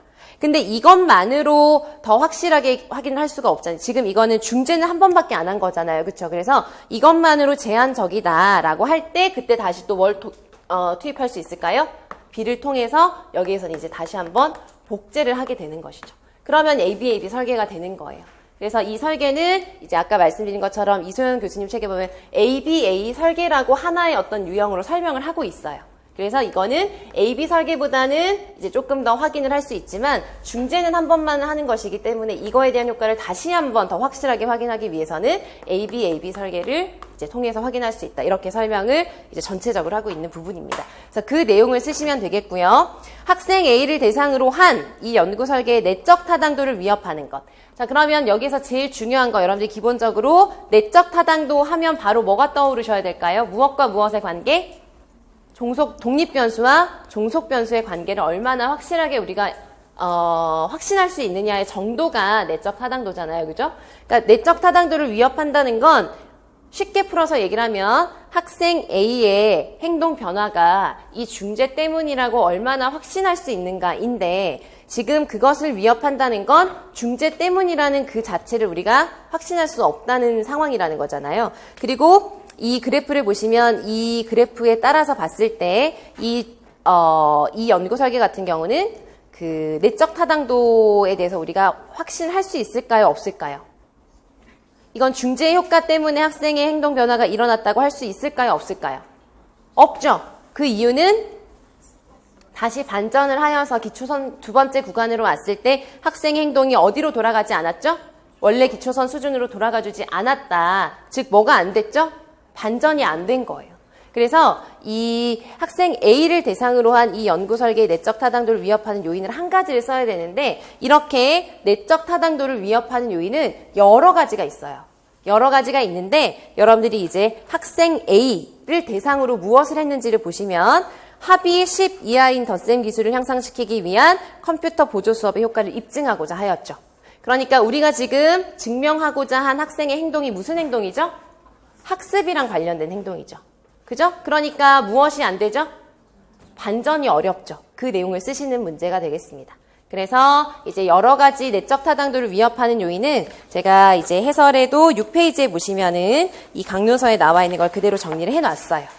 그래서 여러 가지 이런 것들이 다 포함이 될 수가 있습니다. 원래는. 하지만 제가 이 문제에서 학생 A를 대상으로 한 연구 설계에서 특히나 내적 타당도가 위협받는 그래서 이러한 결과가 나타난 이유가 무엇이냐 이걸 쓰셔야 되는 것이기 때문에 학생 A를 대상으로 우리는 지금 다른 어떤 행동이 아니라 학습에 대한 행동에 대해서 증명을 하고자 하였으나 학습이랑 관련된 행동은 중재를 철회한다고 하여도 반전되기 어렵다. 그래서 내적 타당도를 위협하는 요인이 된다. 이렇게 쓰시는 거죠. 아시겠죠? 그래서 이것도 이제 뭐 내용 자체는 아마 여러분들이 다들 잘 알고 계신 내용들이겠지만 이제 문제에서 이제 요구하는 대로 문제에서 준 그런 조건들을 잘 활용하셔서 쓰셔야 된다는 거. 그런 것들을 좀 확인하시는 문제가 되셨길 바랍니다. 자, 그럼 넘어가겠습니다. 11번으로 넘어가서 보시면은 김 교사가 CWPT 전학급, 전체학급 또래 교수를 실시하고자 다음과 같은 절차를 계획하였습니다. 그래서 CWPT의 의미를 쓰고 비호혜적 또래 교수 전략과의 차이점을 쓰고 이것도 사실 내용은 굉장히 기본적인 내용이에요. 어렵지 않은 내용들이고요. 그 다음 기억과 니은에 들어가는 절차를 이제 CWPT의 의미가 모두 포함될 수 있도록 쓰라 이렇게 요구하였습니다. 자, 의미는 이것도 마찬가지로 여러 가지로 쓸 수 있는데 꼭 들어가야 되는 게 뭘까요? CWPT는 모든 학생이 참여한다는 거. 그쵸? 학급의 모든 학생이라는 말이 꼭 들어가야 돼요. 그러니까 이것도 마찬가지로 사실 CWPT를 설명하는 책이 얼마나 많습니까? 그죠? 그러니까 여러분들이 키워드 하는 게 뭐냐면 어떤 책을 보든 누가 쓰든 꼭 들어가야 되는 말이 뭐냐. 이걸 생각하셔야 되는 거예요. 그래서 CWPT를 설명할 때 꼭 들어가야 되는 건 학급 전체의 모든 학생이 참여한다는 게 굉장히 중요하죠. 그래서 모든 학생이 어떻게 무엇과 무엇으로 다 역할 구분을 하죠? 모든 학생이 각각 또래 교수자와 또래 학습자가 되는 것이다. 그렇게 해서 또래 교수 2인 1조가 되어서 모든 학생이 또래 교수에 참여할 수 있도록 하는 방법이다. 이 의미가 들어가면 되는 거예요. 아시겠죠? 그래서 그걸 쓰셔야 되고 그 다음 비호혜적 또래 교수와의 차이점을 쓰라고 했으니까 이거는 뭐 거의 답을 줬다고 할 수 있죠. 비호혜적인 것과 차이를 쓰라고 했고 CWPT는 무슨 또래 교수에 들어가죠? 호혜적인 것에 들어가죠. 호혜적 또래 교수 안에 뭐뭐뭐가 들어가죠. 대표적으로 세 가지가 CWPT, CSTT, 펠스 이렇게 세 가지가 들어가죠. 호혜적이라는 말 또는 뭐 상보적이라고도 씁니다. 똑같은 말로. 그 의미는 뭐죠? 뭘 바꾼다? 역할을 바꾼다. 그래서 이제 전통적이고 비호혜적인 그런 또래 교수는 한번 또래 교수자, 학습자 이렇게 정하면 그거대로 쭉 가는 거예요. 끝까지. 그런데 이 CWPT나 CSTT나 펠스 같은 경우는 또래 교수자와 학습자를 하고 그게 그 원래 절차 안에서 반드시 역할을 교환하는 게 포함이 되는 거예요. 아시겠죠? 그래서 역할을 교환한다. 이거를 이제 쓰시면 돼요. 그 다음에 CWPT의 의미가 모두 포함될 수 있도록 기억과 니은에 들어가는 걸 쓰라고 하였고요. 이 가운데 있는 내용들을 쭉 보시면 이제 이것도 별로 어렵지 않습니다. 사실 이제 뭐 쭉 나와 있고 이거는 강요서에 나와 있는 예시인데 이 가운데 있는 거는 그냥 그 역할 구분을 한 다음에 어떻게 활동을 하는지가 구체적으로 나와 있고, CWPT가 다 들어가려면 우선 제일 먼저 기억에 어떤 내용이 들어가야 될까요? 누구를 대상으로 학급에? 모든 아동을 대상으로 각각 2인 1조가 되어서 모든 학생이 또래 교수자 또는 또래 학습자가 될 수 있도록 역할을 제시를 하는 거죠. 그 내용이 들어가는 거죠. 그 다음 쭉 그렇게 활동을 하고 제일 마지막에 뭘 해야 될까요? CWPT는 호혜적이어야 하니까 그쵸, 역할을 교환한다는 거, 그걸 쓰시면 되는 거예요. 아시겠죠? 그래서 그거를 이제 여러분들이 문제 상황에 맞추어서 한 번씩 연습해보는 것이었다, 이렇게 보시면 되겠습니다. 자, 그 다음 12번으로 넘어가겠습니다. 중도장애 학생 A에게 일상생활 기술을 지원하기 위한 계획서이고, 기억에 의미를 쓰고 니은과 같이 자세를 유지해야 되는 이유와 디귿에 적절한 답변을 쓰시오, 이렇게 되어 있습니다. 자, 기억이 흡인이라는 것은 우리가 이제 중도장애 또는 중도지체장애 학생들과 관련해서 식사지도 할 때 많이 나오는 개념이죠. 흡인이 무슨 뜻일까요? 여기에서 흡인은 작은 조각의 어떤 음식물이나 아니면 액체가 기도로 넘어가는 걸 말하는 거죠. 그래서 뭐 기도로 넘어간다, 뭐 폐로 넘어간다, 뭐 이런 식으로 다 쓰실 수가 있습니다. 그래서 그것이고, 니은과 같아. 이 내용은 이제 흡인을 예방하기 위해서 자세 유지도 해야 되고, 음식 형태, 약물 중재, 이런 것들이 전부 다 무엇을 위한 사항이다? 흡인을 예방하기 위한 사항이에요. 이것도 다, 뭐 중도장애 책도 여러 가지가 있고 하지만, 일부 제가 책 이름은 갑자기 생각이 안 나지만 아무튼 중도장애 책에 흡인이랑 관련해서 나와 있는 거 그냥 그대로 그 틀 그대로 요약을 한 자료라고 보시면 돼요. 그래서 흡인은 우리가 이제 음식물이 식도로 넘어가야 되는데 잘못된 어떤 그런 뭐 자세라던가 음식물의 형태 이런 것들 때문에 이제 기도로 넘어가는 거죠. 그래서 일반적인 우리 같은 경우는 이제 뭐 말하다가 뭐 잘못 먹거나 뭐 너무 급하게 먹거나 이럴 때 갑자기 기도를 건드리게 되면 우리는 어떻게 하죠? 사례가 걸려서 콜록콜록하고 뱉어내게 되는 거예요. 근데 그것이 잘 안 될 수가 있는 거죠. 그래서 흡인을 미리 예방을 해야 되고요. 흡인을 예방할 수 있는 뭐 어떤 측면을 크게 몇 가지로 나누어서 만약에 논해야 된다거나 하면 이렇게 생각하시면 돼요. 자세를 유지하거나 적절하게 자세를 조정을 하거나 또는 뭘 다르게 음식물의 형태를 적절하게 유지를 시켜주거나 또는 기타 약물 중재를 할 수 있고 이렇게 크게 나누어서 이제 이론 정리를 하실 수 있고요.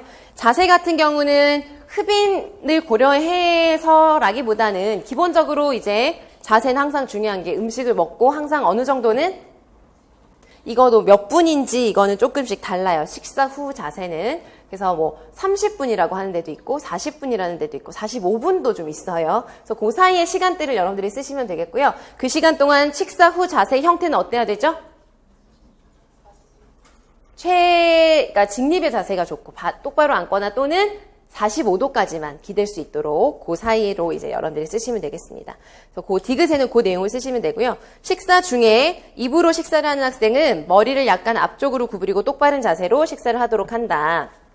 이거도 그대로 이제 이유가 같이 이제 설명이 되어 있기로는 식사를 할 때 이제 너무 뒤로 젖히면은 그것이 또 흡인을 일으킬 수 있잖아요. 그죠? 그래서 약간 앞으로 완전히 숙이는 것이 아니라 이게 뭘 위한 것이냐면 능동적인 삼키기를 위한 것이다. 수동적으로 음식물을 삼키는 방식이 아니라 그러니까 우리는 너무나 당연히 그냥 늘 무언가를 마시고 먹고 하기 때문에 잘 인지를 못하는 것인데 그 부분에 문제가 생기면 뭔가에 의해서 능동적으로 내가 내 신체의 기관을 활용을 해서 삼키는 과정과 수동적인 건 굉장히 다른 차이가 있는 거예요. 그래서 이렇게 이 자세 자체를 좀 바르게 유지를 해서 이제 능동적으로 삼키기를 할 수 있도록 하는 자세가 이 자세라는 것이죠. 그래서 수동적으로 또는 인위적으로 삼켜지는 그런 자세가 아니라 능동적으로 자연스럽게 무리가 되지 않게 삼키기를 할 수 있도록 하기 위함이다. 그래서 삼키기를 적절히 할 수 있도록 삼키는 것, 삼키기를 위한 자세이다. 뭐 이런 식으로 이제 쓰실 수가 있는 부분입니다. 그래서 아무튼 여기도 뭐 다 기출로 다뤄졌었던 부분들이고요. 기본적인 내용이지만 또 막상 쓰라고 하거나 이유를 생각하라고 하면 뭐 너무 당연하지만 잘 생각하지 못할 수도 있는 부분이니까 내용 한번 확인해 주시면 좋을 것 같고, 흡인을 예방하기 위한 음식의 형태 보겠습니다. 흡인은 우리가 아까 얘기하기로는 뭔가 우리가 먹을 때 뭔가 기도를 건드린다 그러면 콜록콜록 하잖아요. 그죠? 그건 우리가 왜 콜록콜록 하게 되는 것일까요? 우리가 그 부분이 불편하다고 느껴지기 때문이에요. 느껴지기 때문이거든요. 그래서 그걸 우리가 인지하고 자각할 수 있기 때문이거든요. 그런데 여기에서처럼 잘 갈린 음식이나 묽은 액체만으로 주게 되면 그거 자체가 자극이 되지 않을 수가 있는 거예요. 그래서 그게 기도로 넘어간다는 자극이 되지 않아서 오히려 더 흡인을 일으킬 수 있는 거예요. 아시겠죠? 그래서 잘 갈린 음식이나 묽은 액체만 주는 건 흡인에 위험하다. 흡인을 더 일으킬 수 있다. 이렇게 정리를 해주셔야 됩니다. 그래서 약간의 자극이 될 수 있는 그런 조각이라던가, 그러니까 너무 작은 조각 이런 것들이 흡인을 일으키는 것이기 때문에 이제 그러니까 자극이 막 굉장히 막 매운 자극 이런 거 아닌 거 아시겠죠, 그죠? 기본적으로 음식물의 형태를 갖고 있는 그런 것들을 제공하는 것이 적절하다. 너무 묽은 액체, 너무 잘 갈리기만 한 음식, 이거는 오히려 방해가 될 수 있다. 이렇게 보시고요. 삼킴 반응은 기도를 닫고 흡인되지 않도록 지켜주는 것이다. 그쵸? 이게 바로 우리가 음식을 먹을 때 자연스럽게 이렇게 삼킴 반응이 나타나는 것이죠. 자, 제한된 액체 섭취와 잘 갈린 음식은 어떤 아이들에게는 변비 증상을 개선하는 데 도움이 된다. 마찬가지로 이제 이러한 여러 가지 이유로 중도장애 같은 경우는 음식을 다 씹기를 잘하지 못하니까 잘게 나누어 주거나 하는데 그게 결국 영양에도 도움이 되지 않을 때가 있고, 그 다음 이렇게 변비와 같은 경우도 더 악화될 수가 있는 거예요. 그래서 증상을 개선하는 것이 아니라 이제 변비 증상을 더욱 악화시킬 수 있다. 이런 식으로 쓰셔야 되는 것이고요. 그 다음에 이런 문제에서 제가 또 하나 설명드리고 싶은 것은, 여러분들이 기출문제를 보시면은 지금처럼 뭐 1번, 2번, 3번, 4번 이렇게 있고 틀린 거 고르는 거 이런 건 많이 나오죠. 근데 틀린 걸 고르는 문제도 다시 문제를 보시면 여러분들이 답을 쓰실 때 확인하셔야 되는 게 뭐냐면, 적절하지 않은 내용 두 가지를 찾고 그것을, 이 문제는 뭐라고 했죠? 이유를 설명하라고 하는 것과 또 뭐가 있죠? 고치라고 하는 게 있어요. 그건 여러분들이 답을 쓰는 방식을 다르게 하셔야 돼요. 고치라고 하면 다른 거 길게 설명하실 필요 없고요. 틀린 부분만 고치시면 돼요. 하지만 이유는 왜 그게 틀린 것인지를 말 그대로 설명하셔야 되니까, 이유는 이제 문제 상황에 따라 다르지만 이제 관련된 이론을 쓰셔야 되는 경우도 있고 근거를 쓰셔야 되는 경우도 있어요. 그래서 이유를 쓰라고 하는 것과 그냥 고치라고 하는 거는 다른 문제 유형이라고 생각을 하시고, 여러분들이 항상 확인하시고 답안을 작성하셔야 된다는 거 이제 확인하시기 바랍니다.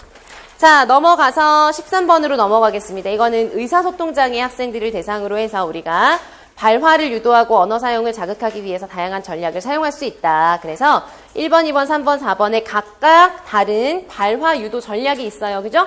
그래서 어떤 부분에서 문제를 출제한 것인지는 여러분들이 잘 아실 것 같습니다. 먼저 이제 교사가 사용한 기법을 한번 확인을 해보겠습니다. 상황 1을 보시면 이건 뭘까요? 혼잣말 기법이 되는 거 아시겠죠? 그래서 혼잣말 기법이고, 상황 2는 확장, 상황 3은 나와 있고요. 교정적 피드백이라고 나와 있고요. 상황 4는 문장의 재구성 또는 재구성 전략입니다. 자, 혼잣말 기법은 그래서 문제를 보시면은 혼잣말 기법에 이걸 통해서 기대할 수 있는 효과라고 되어 있어요. 혼잣말 기법을 통해서 기대할 수 있는 효과인데, 사실 이 내용은 혼잣말 기법에서만 기대되는 것은 아니고 평행적 발화 교수 이런 것들도 이제 같이 묶어서 이제 기대할 수 있는 효과라고 생각하시면 돼요. 혼잣말 기법 같은 경우는 뭐가 없는 게 특징이냐면, 지금 교사가 의도하는 건 뭐죠? 이런 말, 코끼리는 코가 기니까 길게 코를 그려야지. 이거는 교사가 의도하는 바는 뭐죠? 학생이 길게 그리라는 거예요. 그죠? 하지만 뭐라고 하지 않죠? 이렇게 그려, 뭐 이렇게 직접적으로 지시하지 않거든요. 하지 않고 지금 학생이 하고 있는 것을 스스로 교사가 그 행동을 하면서 자연스럽게 어떤 자극을 주는 거예요. 그래서 혼잣말 발화 기법이든 평행적 발화 기법이든 직접적인 무엇 없이 직접적인 지시, 직접적인 요구, 학생에게 직접적으로 이렇게 뭔가 이렇게 말해봐, 이런 식으로 직접적인 지시 없이 상호작용을 유도할 수 있다는 게 가장 중요한 기대 효과라고 보시면 돼요. 그래서 발화 유도 전략 같은 경우도 보시면은 아동의 발화를 기반으로 하는 게 있고 그렇지 않은 게 있고, 또 직접적으로 뭔가 아동의 발화를 기반으로 해서 피드백을 주는 게 있고 그렇지 않은 게 있고 한데, 혼잣말 기법이나 평행적 발화 기법 같은 경우는 그런 발화 없이도 바로 사용을 할 수 있는 것이잖아요. 그렇죠? 그래서 직접적인 지시나 직접적인 요구 없이 학생에게 상호작용이나 학생의 발화를 유도할 수 있다. 그게 기대되는 효과 대표적인 내용이 되겠습니다.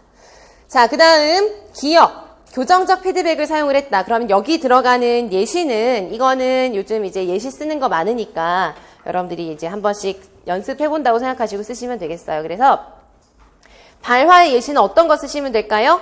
중요한 거는 이제 채점을 만약에 이거 실제 시험이라서 채점을 한다면 뭘 볼까요? 그러니까 학생이 뭐라고 했죠? 맛있어를 맞죠라고 했으니까 이걸 교정적 피드백이니까 반드시 뭐는 들어가야 되죠? 바르게 고쳐주는 건 들어가야 되는 거예요. 그게 들어가면 돼요. 다른 말을 뭐 어떻게 할까, 뭐 잘했어라고 할까 말까 이런 건 중요하지 않고 맞죠를 맛있어라고 해주는 부분만 들어가면 돼요. 그래서 이제 뭐 맞아, 맛있어, 그래, 맛있어 뭐 이렇게 그냥 자연스럽게 이제 예시를 쓰시면 돼요. 맛있어만 들어가게. 자, 그런데 여기에서 이제 중요한 점은 이것도 이제 강론서에 보면 나와 있는 내용인데 교정적 피드백을 줄 때 학생에게 유의할 점이 있어요. 그게 뭐냐면은 이제 교정적 피드백이다 보니까 학생 입장에서는 내가 말한 게 어땠다는 걸 지금 알게 되는 거죠?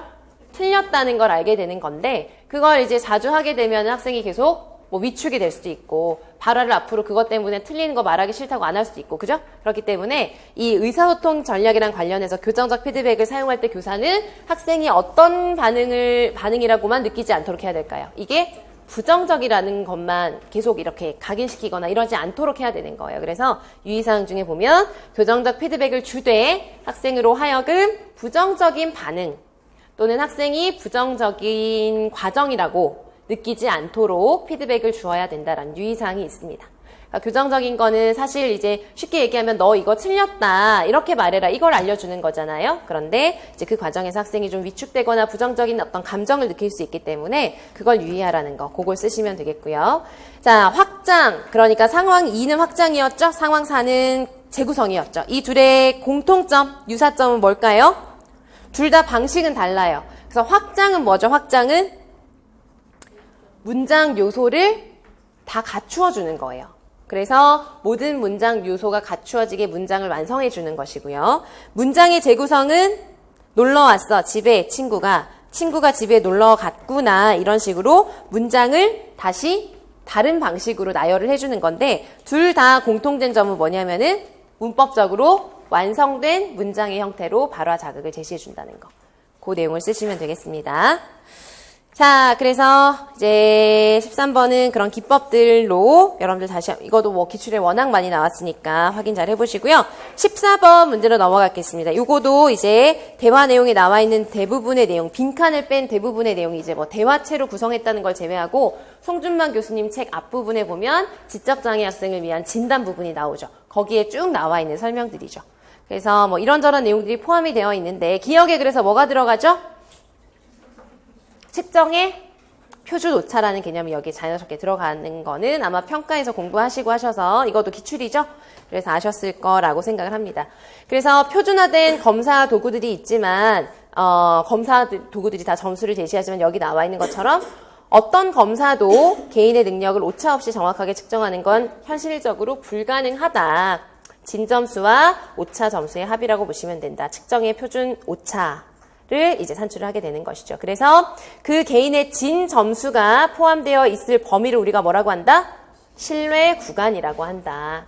그래서 이것도 기출이기도 하지만 또 이걸 정확하게 사용해서 쓰신다거나 이 의미를 뭐 써라 이렇게 했을 때 이제 여러분들이 정확하게 쓰실 수 있어야 됩니다. 설명하실 수 있어야 되고 그래서 측정의 표준 오차와 신뢰 구간의 개념, 진점수의 개념 이런 것도 계속 반복적으로 문제로 나왔었고 객관식 때부터 서답형까지 계속 나오고 있으니까 잘 봐주셔야 됩니다.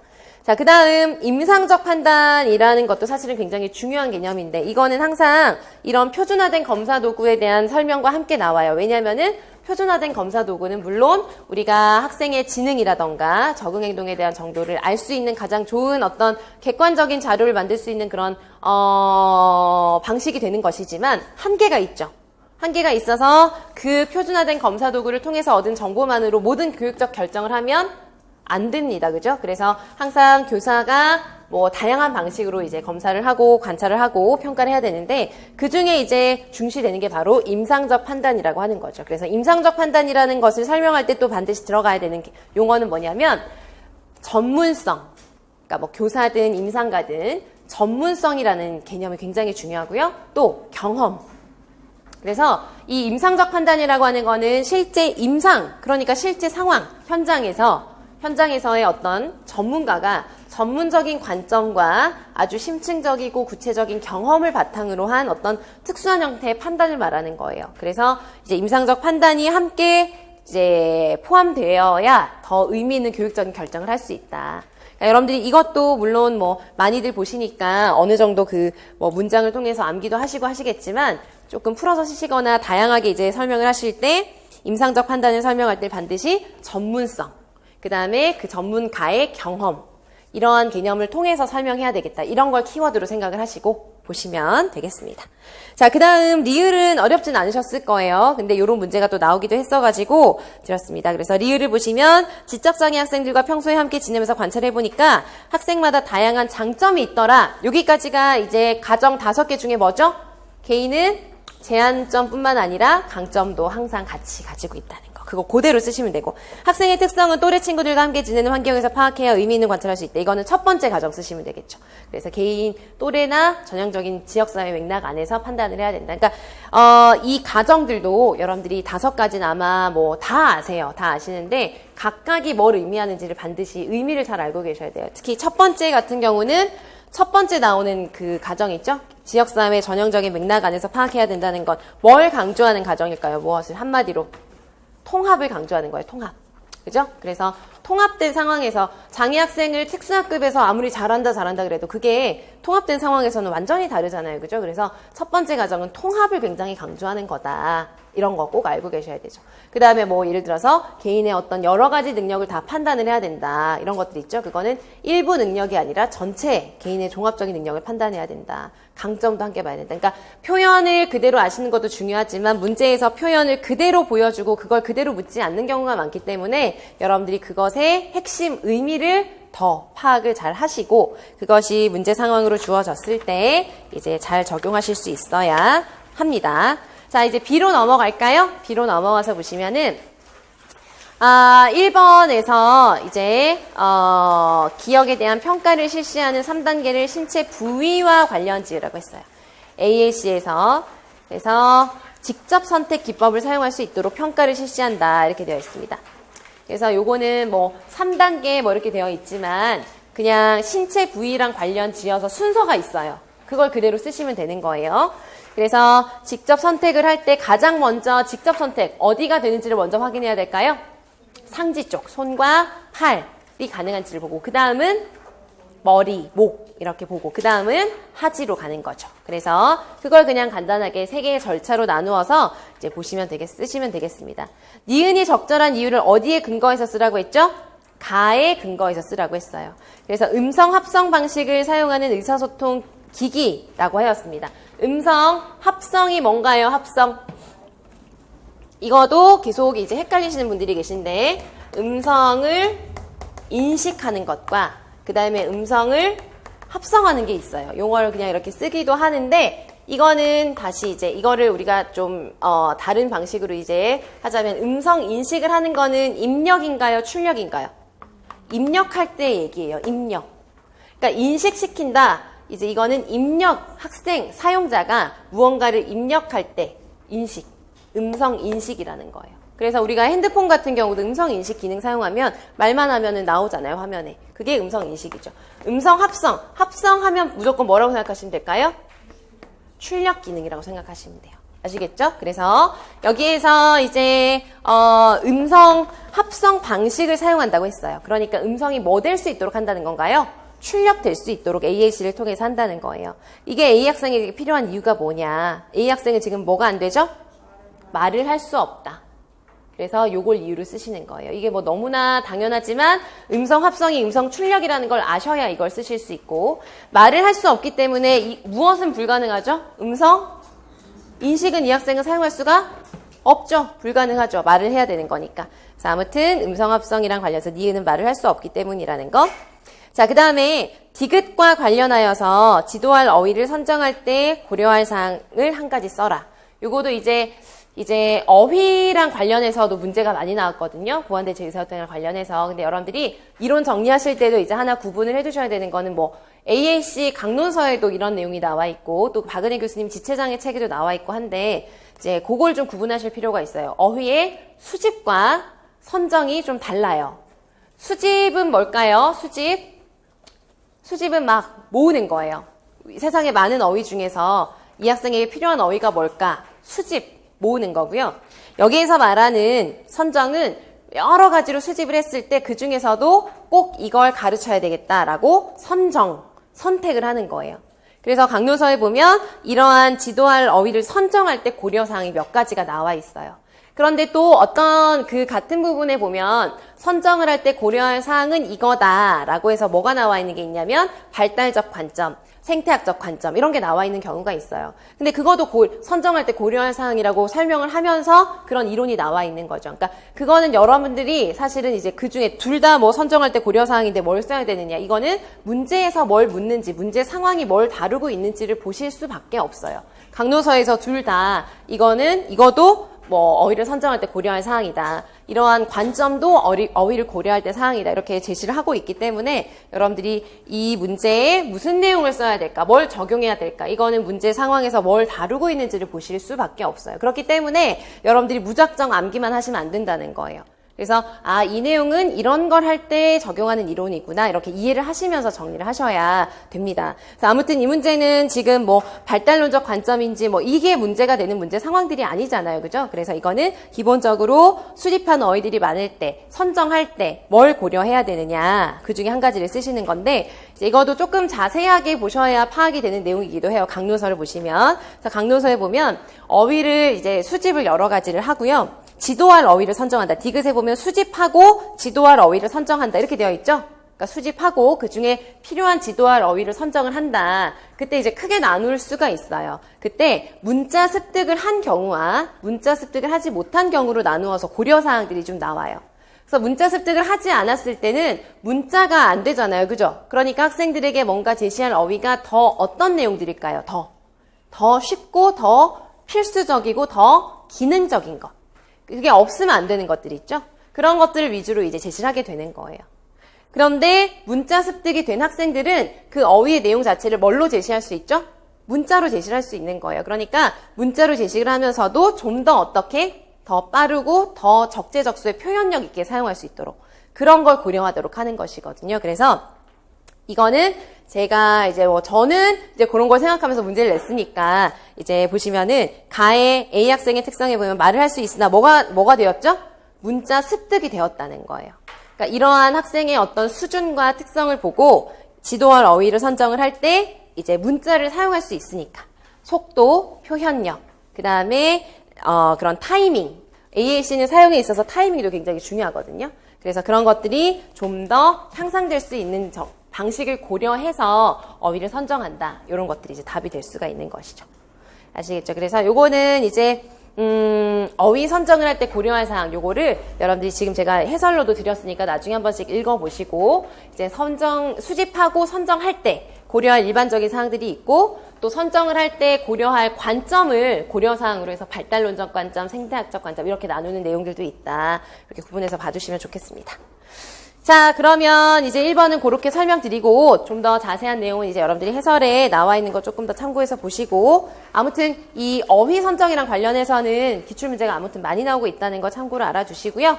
2번으로 넘어가겠습니다. DSM-5에서 자폐진단 기준 하위 항목 2가지를 써라. 4개가 나와 있는데 고려할 게 있고 고려하지 않을 것도 있어요. 그죠? 그래서 보시면은 첫 번째, 두 번째는 그리고 여기에서 진단 기준에 무엇을 쓰라고 했냐면 하위 항목을 쓰라고 했습니다. 그죠? 그래서 5에서 진단 기준은 크게 2가지로 나눌 수가 있죠? 그런데 그 2가지의 하위 항목을 쓰라고 한 거예요. 그러니까 그 2가지의 큰 걸 쓰는 게 아니라 그 아래에 있는 하위 항목을 쓰시는 거예요. 아시겠죠? 그래서 읽어보시면 첫 번째, 두 번째에 들어가는 거는 뭘 쓰셔야 될까요? 첫 번째, 두 번째? 사회적인 관계를 만들고 유지하는데 어려움이 있다는 그 항목을 쓰시는 거죠. 제가 해설해 드린 그 18페이지에 나와 있는 거는 이제 DSM 진단 기준도 아시겠지만 번역을 하는 것이어서 사실 책마다 표현이 좀 다르고요. 답에 써드린 거는 이제 표안에 답에 써드린 거는 우리 정서행동 강론서에 나와 있는 표현을 그대로 쓴 거고 그 아래 해설로 나눠드린 거는 그거예요. DSM-5 번역한 책이 따로 있어요. 아시죠? 그래서 거기 나와 있는 거 그대로 실어드린 거예요. 그래서 그냥 둘 다 보시면 되고, 뭐, 그 아래에 있는 것도 자세하게 나와 있으니까 이제 표현이 다양할 수 있다는 거 참고로 보시면 되겠습니다. 그래서 사회적 관계를 만들고 유지하는데 어렵다. 그래서 이거는 A의 세 번째 항목에 해당하는 예시들이 되겠고요. 매일 동일한 일과 동일한 음식 섭취에 대한 요구를 하고 매일 경직된 사고 패턴을 가지고 있는 거 뭘까요? 뭐에 대한 고집? 동일성에 대한 고집, 일상에 대한 융통성 없는 집착, 이런 거 쓰시면 되는 거죠. 아시겠죠? 그거는 B의 두 번째 하위 항목이다. 이렇게 보시면 되겠고, 거기는 이제 괄호해서 또 예시들도 잘 나와 있고 하니까 그렇게 보시고요. 그 다음에 또 DSM-5에서의 특징은 이제 자폐에서도 그렇고 나머지 진단 기준도 이런 게 포함되어 있는 게 있는데, 뭐가 제시되어 있죠? 그 장애마다 심각도가 있는 거. 그래서 심각도가 이제 몇 단계로 되어 있죠? 이거도 심각도 수준을 다 쓰실 필요는 없고 몇 단계로 되어 있는지 자폐 이 항목에 대해서 어떻게 설명이 되어 있는지 이 정도로 간단하게 쓰시면 되는 거예요. 몇 단계로 되어 있죠? 3단계로 되어 있고 자폐 전체가 뭐 1, 2, 3단계다 이게 아니라 첫 번째 그 사회적인 의사소통과 사회적 상호작용에 대한 심각도, 그죠? 그 다음에 제한적이고 반복적인 행동이나 흥미활동 등에 대한 심각도, 이렇게 해서 각각에 대한 심각도를 3단계로 제시하고 있다. 그래서 학생이 얼마나 그 수준이 얼마나 지원을 필요로 하느냐에 따라서 심각도의 수준을 3단계로 나누어서 설명한다. 이 정도로 쓰시면 되겠습니다. 그죠? 자, 그 다음 이제, 그리고 19페이지에 보면 요거 하나만 고칠게요. 여기 이제 숫자가 잘못되어 있죠. 혹시 보신 분들 아시려나요? 그죠? 그래서 요게 어디가 어떻게 고쳐져야 될까요? 3, 2, 1이어야 하는데 죄송합니다. 요거는 얼른 고치시고 이제 고치신 걸로 보시고요. 자, 3번으로 넘어가겠습니다. ADHD 학생 유진이에 대해서 통합학급 윤교사와 최교사가 대화를 나누고 있고 유진이를 대상으로 해서 이제 적용한 전략들에 대해서 나와 있습니다. ADHD의 하위 유형을 쓰라고 했어요. 진단 기준에 근거해서. 그래서 이 학생은, 유진이는 지금 몸을 잠시도 가만히 두지 못하고 수업 시간에 너무 자주 이탈을 하고 질문을 했을 때 끝나기도 전에 급하게 대답을 해버리곤 한다. 이렇게 되어 있어요. 그 다음 이제 차례를 잘 기다리지 못하고 차분하게 참여하지 못하고 쓸데없이 참견하고 방해할 때가 많다. 대화 내용을 다 봤을 때 이제 ADHD는 하위 유형이 어떻게 구분이 되죠? 과잉행동 및 충동, 우세형, 또 부주의 우세형 이런 식으로 나뉘어지죠. 그래서 이거를 여러분들이 쓰실 때 여기에서 그 이유를 쓰라고 했으니까 어떤 식으로 쓰셔야 될까요? 이제 우선 유형은 뭐죠? 과잉행동 및 충동, 우세형이 되는 것이고 그 이유는 이 진단 기준에서 얘기하는 기준을 그대로 쓰셔야 되는 거죠. 기간은 보통 6개월 동안 ADHD의 진단 기준 중에서 어디에는 부합하지 않고 부주의 관련 진단 기준에는 부합되지 않고 과잉행동과 충동성에 대한 기준에만 부합이 된다. 6개월 동안 요거를 쓰시면 되는 거예요. 왜냐면 최 교사가 6개월이 넘게 뭐 이런 내용을 제시를 했잖아요. 그죠? 그러니까 그걸 쓰시면 되는 거고요. 기억이 뭐가 될까요? 집단 강화. 집단 강화인데 요거는 여러분들이 집단 강화라고 쓰셔도 되고요. 또 무슨 집단 강화라고도 할 수 있죠? 종속적 또는 의존적인 집단 강화라고 쓰셔도 됩니다. 그 다음에 니은은 뭐죠? 토큰이죠? 지금 40분의 수업 시간 동안 자리 이탈을 하지 않을 경우에 1점씩 추가 점수를 매기고 총점 점수가 15점이 되면 유진이가 원하는 강화물로 교환할 수 있도록 한다. 얘가 정말 원하는 것으로 교환할 수 있도록 했잖아요. 모아서, 그쵸? 그리고 중요한 거는 뭐 이걸 파악하는 건 여러분들이 잘 하셨을 것 같고 유진이에게 필요한 이유를 쓰시오라고 했어요.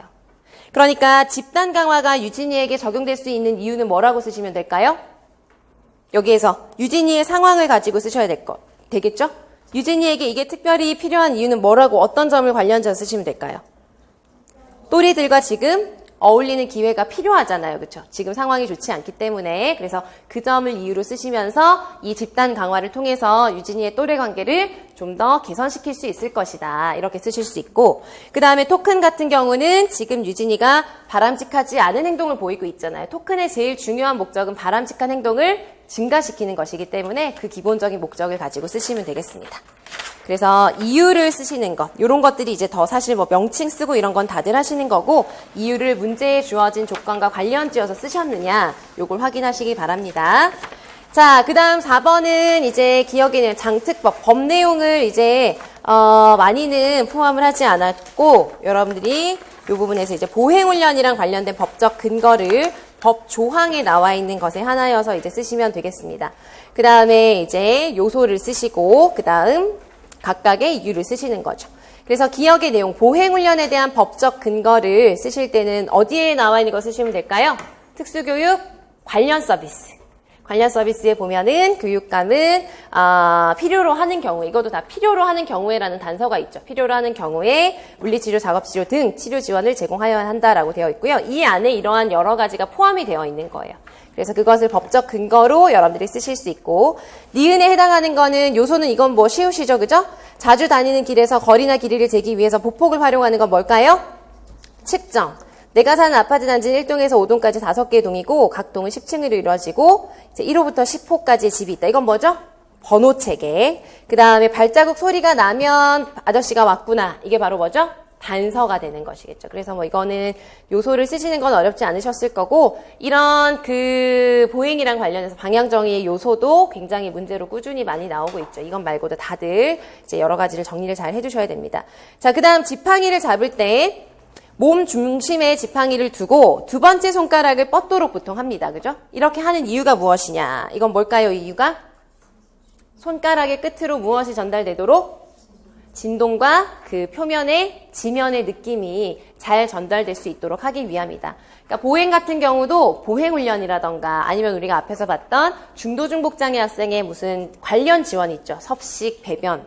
이런 것들은 여러분들이 글을 많이 읽으셔야 돼요. 글을. 맥락 속에서. 그래서 이거를 꼭 요약해서 막 외우시는 식으로 하시기보다는 어떤 맥락을 통해서 계속 보셔야 두 번째 손가락을 뻗을 때 이렇게 한다라는 설명들이 그 맥락 안에 다 설명이 되어 있거든요. 그래서 이런 것들은 너무 요약해서 암기식으로만 하지 마시고요. 맥락 속에서 판단을 하시는 게 중요할 것 같습니다. 그래서 아무튼 지팡이를 사용하는 경우에는 지팡이가 신체 일부라고 인식할 수 있도록 해야 되는 것이죠. 그래서 진동과 느낌이 그대로 잘 전달될 수 있도록 하기 위함이다. 이렇게 쓰셔야 되고요. 지팡이를 잡은 손이 몸 중앙에 오도록 위치시킨다. 이거는 무엇을 하기 위함이죠? 무슨 보행을 하도록 하기 위함일까요? 직선 보행을 하는 거예요. 그래서 직선 보행을 하기 위함이다는 조금 이제 요건 답을 쓸 때 살짝 한 단계 더 간 거고요. 더 직접적으로 이렇게 중앙에 오도록 하는 더 구체적이고 직접적인 이유는 몸 중앙에 있어야 어떤 홀을 그릴 수 있을까요? 양쪽에 동일한 크기의, 동일한 길이의 홀을 그릴 수 있는 거죠. 그래서 직선 보행을 하도록 하는 거예요. 만약에 왼쪽으로 가고 싶다. 지금 왼쪽으로 비어링을 해야 된다. 그러면 어떤 쪽으로 더 치우치게 지팡이를 치도록 해야 될까요?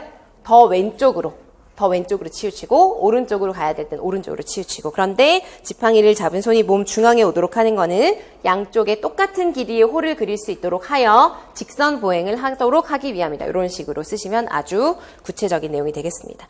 그래서 보행도 이제 뭐 이런 상황에 따라서 왜 그렇게 하는지, 어떻게 해야 되는지 이런 것들이 강론서에 보면 설명들이 구체적으로 많이 다 나와 있으니까 그런 것들도 좀 꼼꼼하게 보시고요.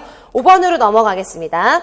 문장제 응용 문제 학습지의 일부이고 수학학습 전략에 대해서 주교사가 나눈 내용이다. 전략의 명칭을 쓰고 이 전략의 단점을 준표가 범한 오류와 관련 지어서 설명하여라 라고 하였어요. 먼저 이 문제를 보시면은 지금 다음 문제를 읽고 중요한 단어의 밑줄을 긋고 이를 이용해서 계산식을 만들어 봅시다. 이 말만 봐도 이건 무슨 전략이죠? 핵심어 전략. 그래서 기억 전략의 핵심어 전략과 문장제 응용 문제의 핵심어 전략은 다르다는 거 아시죠? 문장제 응용 문제에서 핵심어 전략은 그 문제를 풀 때 어떤 연산 방식에서 그 연산 방식은 이 단어가 나오면 더하기야. 이 단어가 나오면 빼기야. 이런 식으로 가르치게 되는 거예요. 그래서 그렇게 이제 하도록 한 거니까 핵심어 전략인데 이 학생이 지금 2000, 15 모두 여기에다가 밑줄을 긋고 식을 세웠어요. 그래서 결국 문제랑 상관없는 식을 세웠죠. 그죠? 문제를 읽어보시면.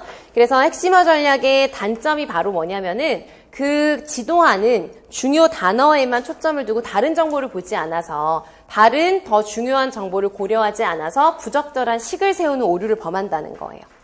그런 점들이 이제 단점으로 나옵니다. 그리고 게다가 준표도 실제로 그런 오류를 범하고 있죠. 그죠? 그러니까 여러분들이 쓰실 때에도 준표와 같이 이렇게 문제를 이제 문제에서 더 중요한 부분을 보지 않고 특정 단어에만 집착을 하여서 제대로 정보를 활용하지 못하는 그런 오류를 범할 수가 있다. 이런 식으로 쓰시면 되겠습니다. 자, 그 다음 이제 나에서 두 교사의 대화가 나와 있고요. 니은을 고려한 지도 방안을 한 가지 쓰고, 그러니까 이거는 기역인데 이 기호가 조금 이상하게 되어 있죠. 죄송합니다. 기역, 니은 이렇게 보시면 돼요. 그냥 순서대로. 아무튼 첫 번째 그 니은으로 되어 있는 부분을 보시면은 중요한 단어가 항상 한 가지의 의미만 갖는 것이 아니기 때문에 이를 유의해서 지도해라 이렇게 되어 있습니다. 그래서 이걸 고려한 지도 방안을 하나 쓰라고 했어요. 그러면은 학생에게 어떤 특정 단어가 있을 때 여기에서 예를 들어서 모두라는 말이 나왔지만 모두가 이렇게도 쓰이고 저렇게도 쓰인다. 이걸 가르쳐 주는 것이죠. 그래서 문맥 속에서 어휘를 지도하는 것, 이런 것들을 대표적인 예시로 쓰시면 되는 겁니다. 그래서 요거도 이제 20페이지 해설에 보면 요 문제를 제가 이제 근거로 한 그 책에 나와 있는 설명도 그대로 실어놨습니다. 그래서 참고로 읽어보시면 되겠고, 이 내용은 이 책뿐만 아니라 핵심어 전략을 설명하는 많은 그런 책에서 이러한 제한점이 있기 때문에 그 핵심어 전략에서 지도하는 그런 단어, 표현들이 다양하게 쓰일 수 있다는 것을 문맥을 통해서 지도하자라는 그런 방안들이 제시가 되어 있죠. 그래서 그 내용을 쓰시면 되겠고요. 그 다음 김 교사가 이제 준표의 성취도를 점검하고 싶다. 정밀교수법을 사용하도록 해라. 그래서 준표가 보이는 학습의 진전도로 전략의 효과를 모니터링할 수 있다. 이렇게 되어 있죠. 정밀교수법이 이제 또 종종 나오고요. 이제 정밀교수법은 그 특징이 뭘까요? 측정을 하되 말 그대로 정밀하게 매일매일 측정을 해서 그걸 바탕으로 해서 학생의 수행을 보고 그 교수 방법이나 이런 것들을 우리가 개선하고자 하는 것이죠. 그래서 이제 21페이지에 보면 이 원리까지 막 자세하게 묻진 않았지만 학습장의 책에 보면 전부 다 정밀교수의 원리가 5가지로 설명이 되어 있습니다. 그래서 이제 우선 이 내용을 한번 보시면 학습자가 가장 잘 안다 이렇게 되어 있죠. 이거는 무슨 말이에요? 학습자가 뭘 잘 안다는 걸까요? 우리가 학생에 대해서 알고 싶다. 그러면 누구를 보면 된다? 학습자의 반응을 보면 된다는 거예요. 학습자가 잘 안다는 말은 표현을 이렇게 한 것이지, 그러니까 우리가 학습자의 어떤 성취도나 학습 수준을 알기 위해서는 학습자를 관찰해라. 학습자가 보여주는 것 자체가 그 학습자를 가장 잘 보여주는 거다. 이 뜻이에요. 그래서 이 문제에서 준표가 보이는 학습 진전도를 가지고 모니터링을 할 수 있다라는 것 자체가 정밀교수의 5가지의 원리 중에서 학습자가 가장 잘 안다. 학습자가 가장 그의 어떤 성취도를 잘 보여준다라는 그 원리를 그대로 이제 설명을 해주고 있는 거죠. 그래서 그걸 쓰시면 되고 나머지도 다 중요한 내용이라 간단하게만 보시면은 직접적인 관찰 가능한 행동에 초점을 맞춘다 이렇게 되어 있죠. 이 정밀교수는 측정이잖아요. 측정. 그러니까 측정하지 못하는 애매모호한 행동은 정밀교수를 적용할 수가 없는 거예요. 그래서 직접적인 관찰 가능한 행동에 초점을 둔다는 거고, 정밀교수는 또 결국 우리가 목표로 하는 그러한 그 수행에 대해서 얼마나 그것을 잘 보이느냐에 대한 빈도, 행동의 척도로 빈도를 가장 기본적으로 많이 사용한다는 것입니다. 그래서 우리가 차트를 만들고 기록을 하고 하는 것이죠. 그래서 틀린 거의 빈도수, 맞는 거의 빈도수 이걸 보잖아요. 빈도라는 말은 무조건 맞게 한 거에 대한 빈도만 보는 게 아니에요. 그죠? 빈도는 틀린 것도 들어가고 맞는 것도 들어가죠. 어쨌든 그런 정반응과 오반응에 대한 빈도수가 가장 대표적인 척도가 된다는 거. 그 다음에 표준적인 어떤 차트를 사용한다는 것, 그 다음에 정밀교수를 할 때에도 그 차트뿐만 아니라 그 아래 이제 환경 조건에 대한 기술을 해야 된다 이렇게 되어 있습니다. 그래서 이제 우리가 그냥 정밀교수를 통해서 얻은 차트만으로 모든 판단을 하려고 하면 제한적일 수가 있기 때문에 그걸 하면서 어떤 뭐 상황이나 사건이 학생의 행동에 영향을 미쳤느냐 이런 것들을 좀 기술을 할 필요가 있다. 이런 원리들이 있죠. 그래서 정밀교수는 또 마찬가지로 또 중요한 주제이기 때문에 여러분들이 원리까지 이제 잘 정리를 좀 해주셨으면 합니다.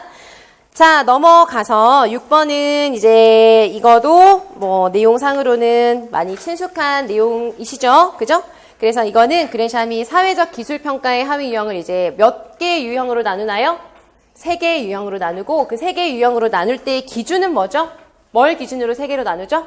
사회적 타당도. 그래서 사회적 타당도라는 용어는 여러분들이 이제 2가지로 알고 계셔야 돼요. 하나는 이렇게 사회적인 어떤 사회성을 평가하는 방법들이 사회적 타당도에 따라서 분류가 된다는 거는 얼마나 그 평가의 내용이 사회성을 잘 평가해 주느냐에 대한 그 타당도를 말하는 거고, 연구 설계나 실험 설계에서 또는 중재를 적용하는 과정에서 사회적 타당도라는 말이 나올 때는 그건 무슨 의미죠?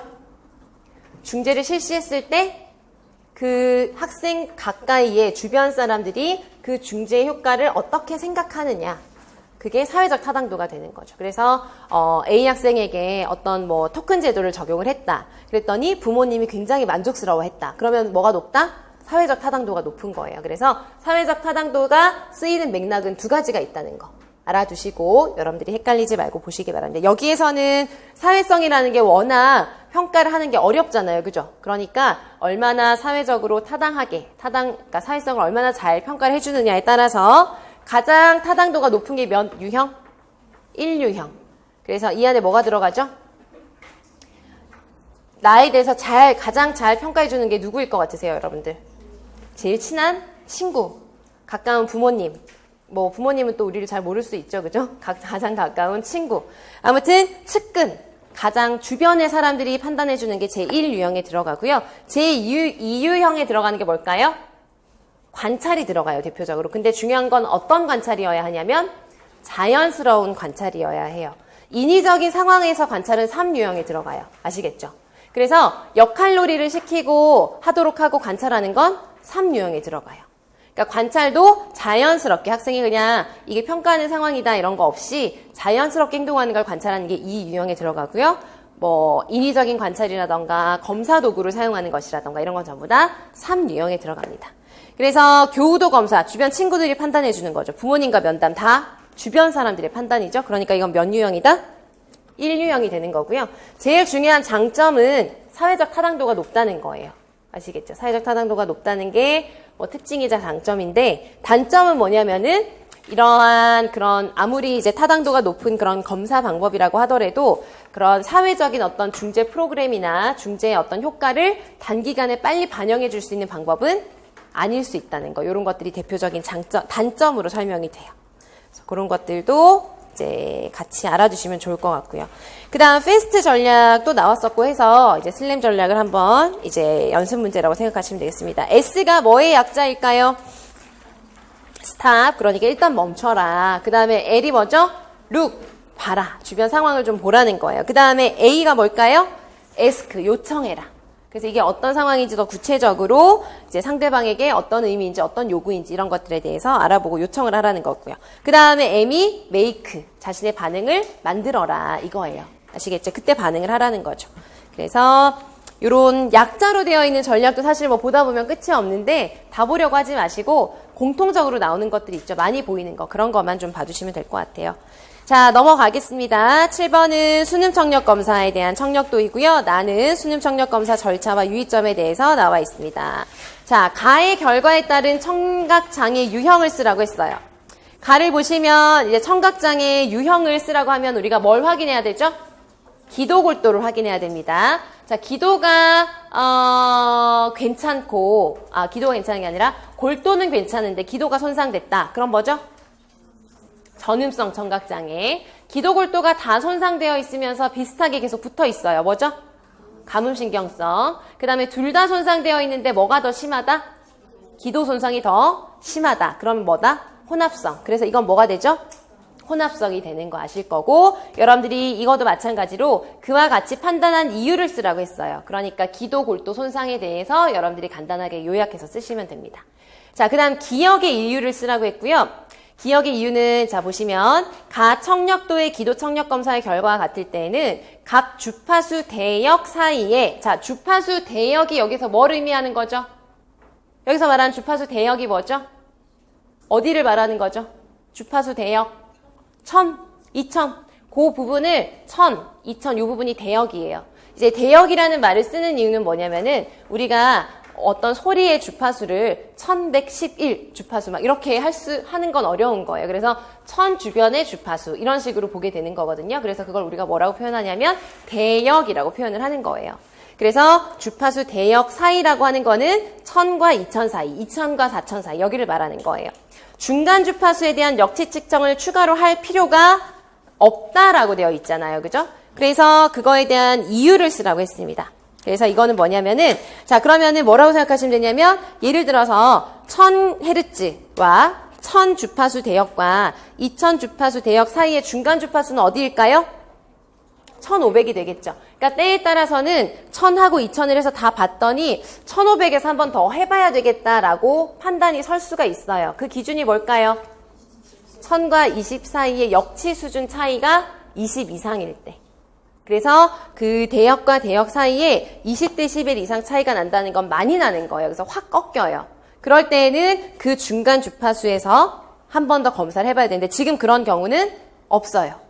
그래서 여러분들이 쓰실 때, 이유를 쓰실 때 뭐라고 쓰셔야 될까요? 꼭 써야 되는 용어가 뭘까요? 뭐가 그냥 20dB 이렇게 쓰면 잘 전달이 안 되고 뭐가? 각 주파수 대역에 무엇이? 역치가 20dB 이상 차이가 날 경우에 중간 주파수에서 이제 다시 한번 측정을 해야 되는데 지금 가청력도에서는 주파수 대역마다 대역과 대역 사이마다 20dB 이상 차이가 나지 않는다는 거. 그걸 쓰시면 되겠습니다. 자, 그 다음에 수정상승법도 아직은 시험에 나오지 않았지만 이제 최근 강론서에 보면은 다 나와요. 그래서 이건 어디 나오는 얘기일까요? 수능 성적 검사할 때 기도도 골도도 마찬가지예요. 이거는 이제 기도 골도보다는 우리가 이제 역치를 찾기 위해서 사용할 수 있는 방법이 두 가지가 있어요. 전통적으로는. 가장 작은 아주 들을 수 없을 거라고 확신하는 낮은 수준의 강도에서 점점 올리는 걸 뭐라고 할까요? 상승법. 그리고 이건 분명히 들을 거야 라고 하는 큰 강도에서 점점 낮춰서 역치를 찾는 걸 하강법. 그 두 가지가 이제 기본인데 그렇게 하는 거는 너무 비효율적이라는 거예요. 그래서 효율적으로 더 빨리 찾기 위해서 하는 게 바로 수정상승법이죠. 그래서 수정상승법 같은 경우는 그냥 처음에 30dB 정도 자극음을 주고요. 그 다음 20씩 올려요.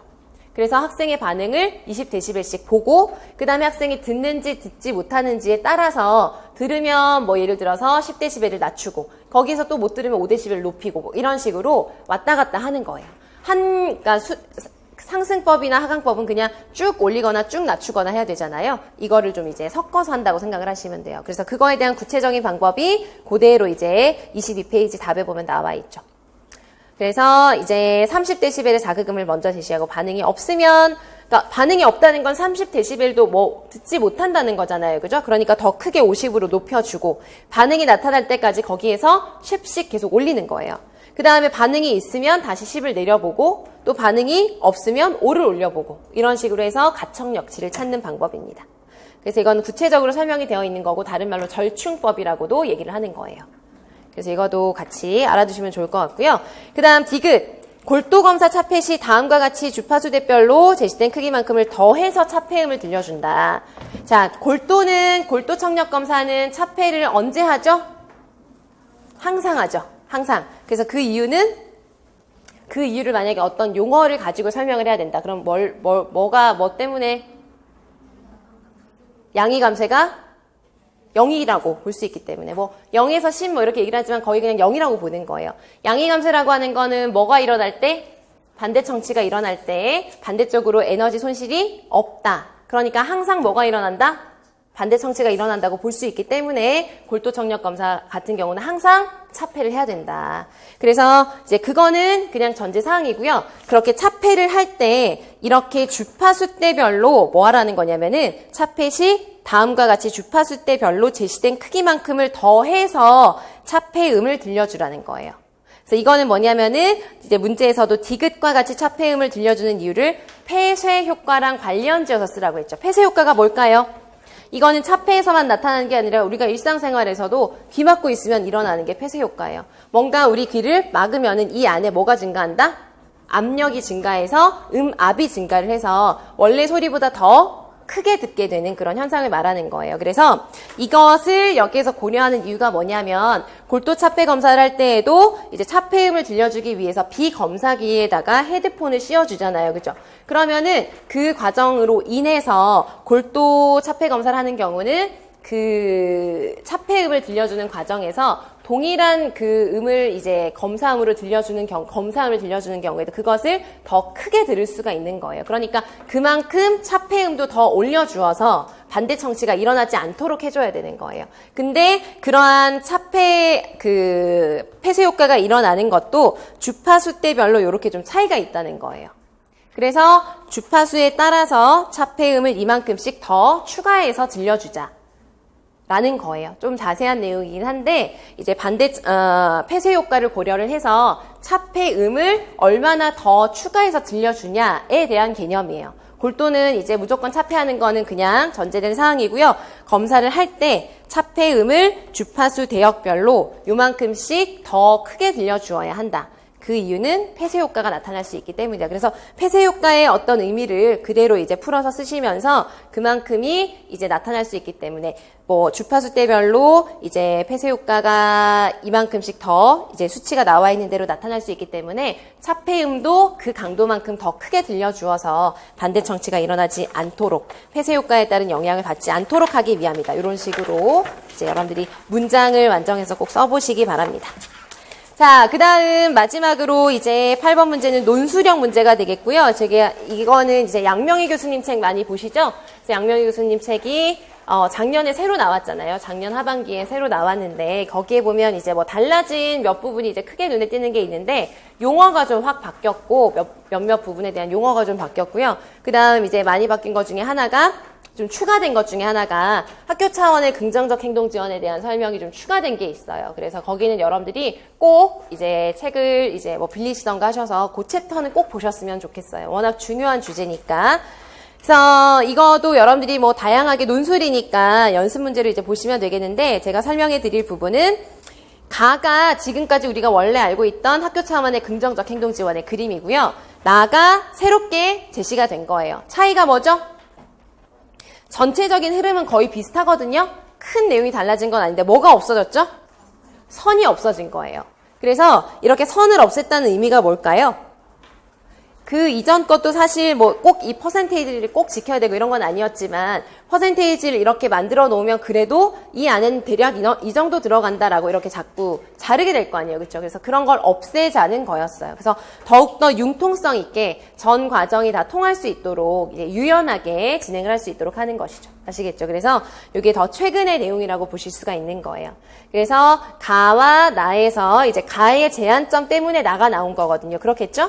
그래서 이제 이렇게 명명을 하고 선을 분리해서 이제 뭔가 고정적이고 좀 이제 융통성이 없는 그런 적용이 될 수가 있기 때문에 나와 같이 선을 없애어서 더 구분할 수 있는 선을 없애서 인원이 정해져 있지 않고 이게 다 유동적인 과정이라는 것을 보여주기 위함이다. 뭐 이런 식으로 쓰시면 되겠습니다.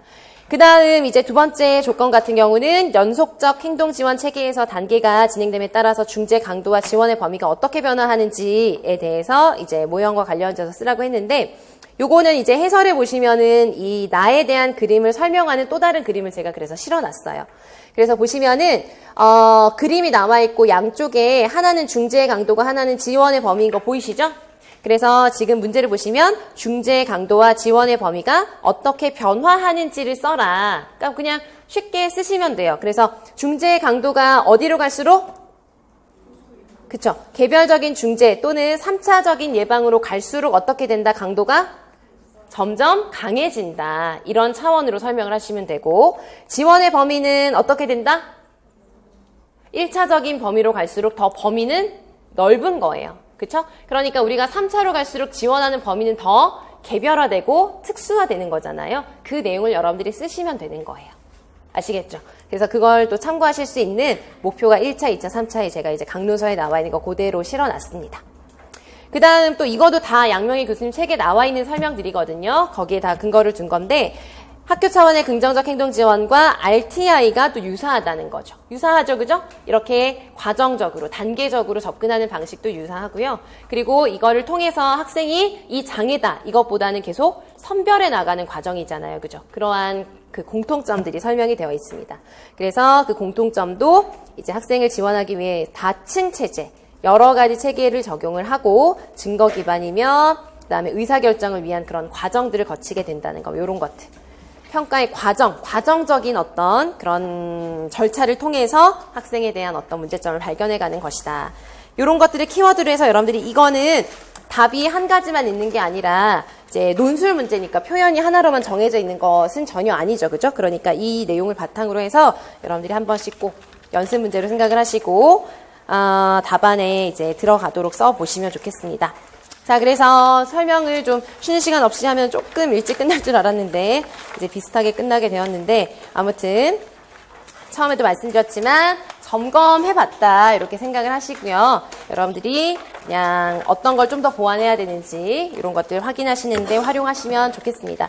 뭐 답이나 아니면은 답 쓰신 거나 뭐 나중에라도 복습하시다가 궁금한 게 있으시면은 카페에 남기시면 제가 답변해 드릴 거니까 그렇게 남기셔도 되고요. 그렇습니다. 그래서 오늘은 여기까지 하겠습니다. 감사합니다.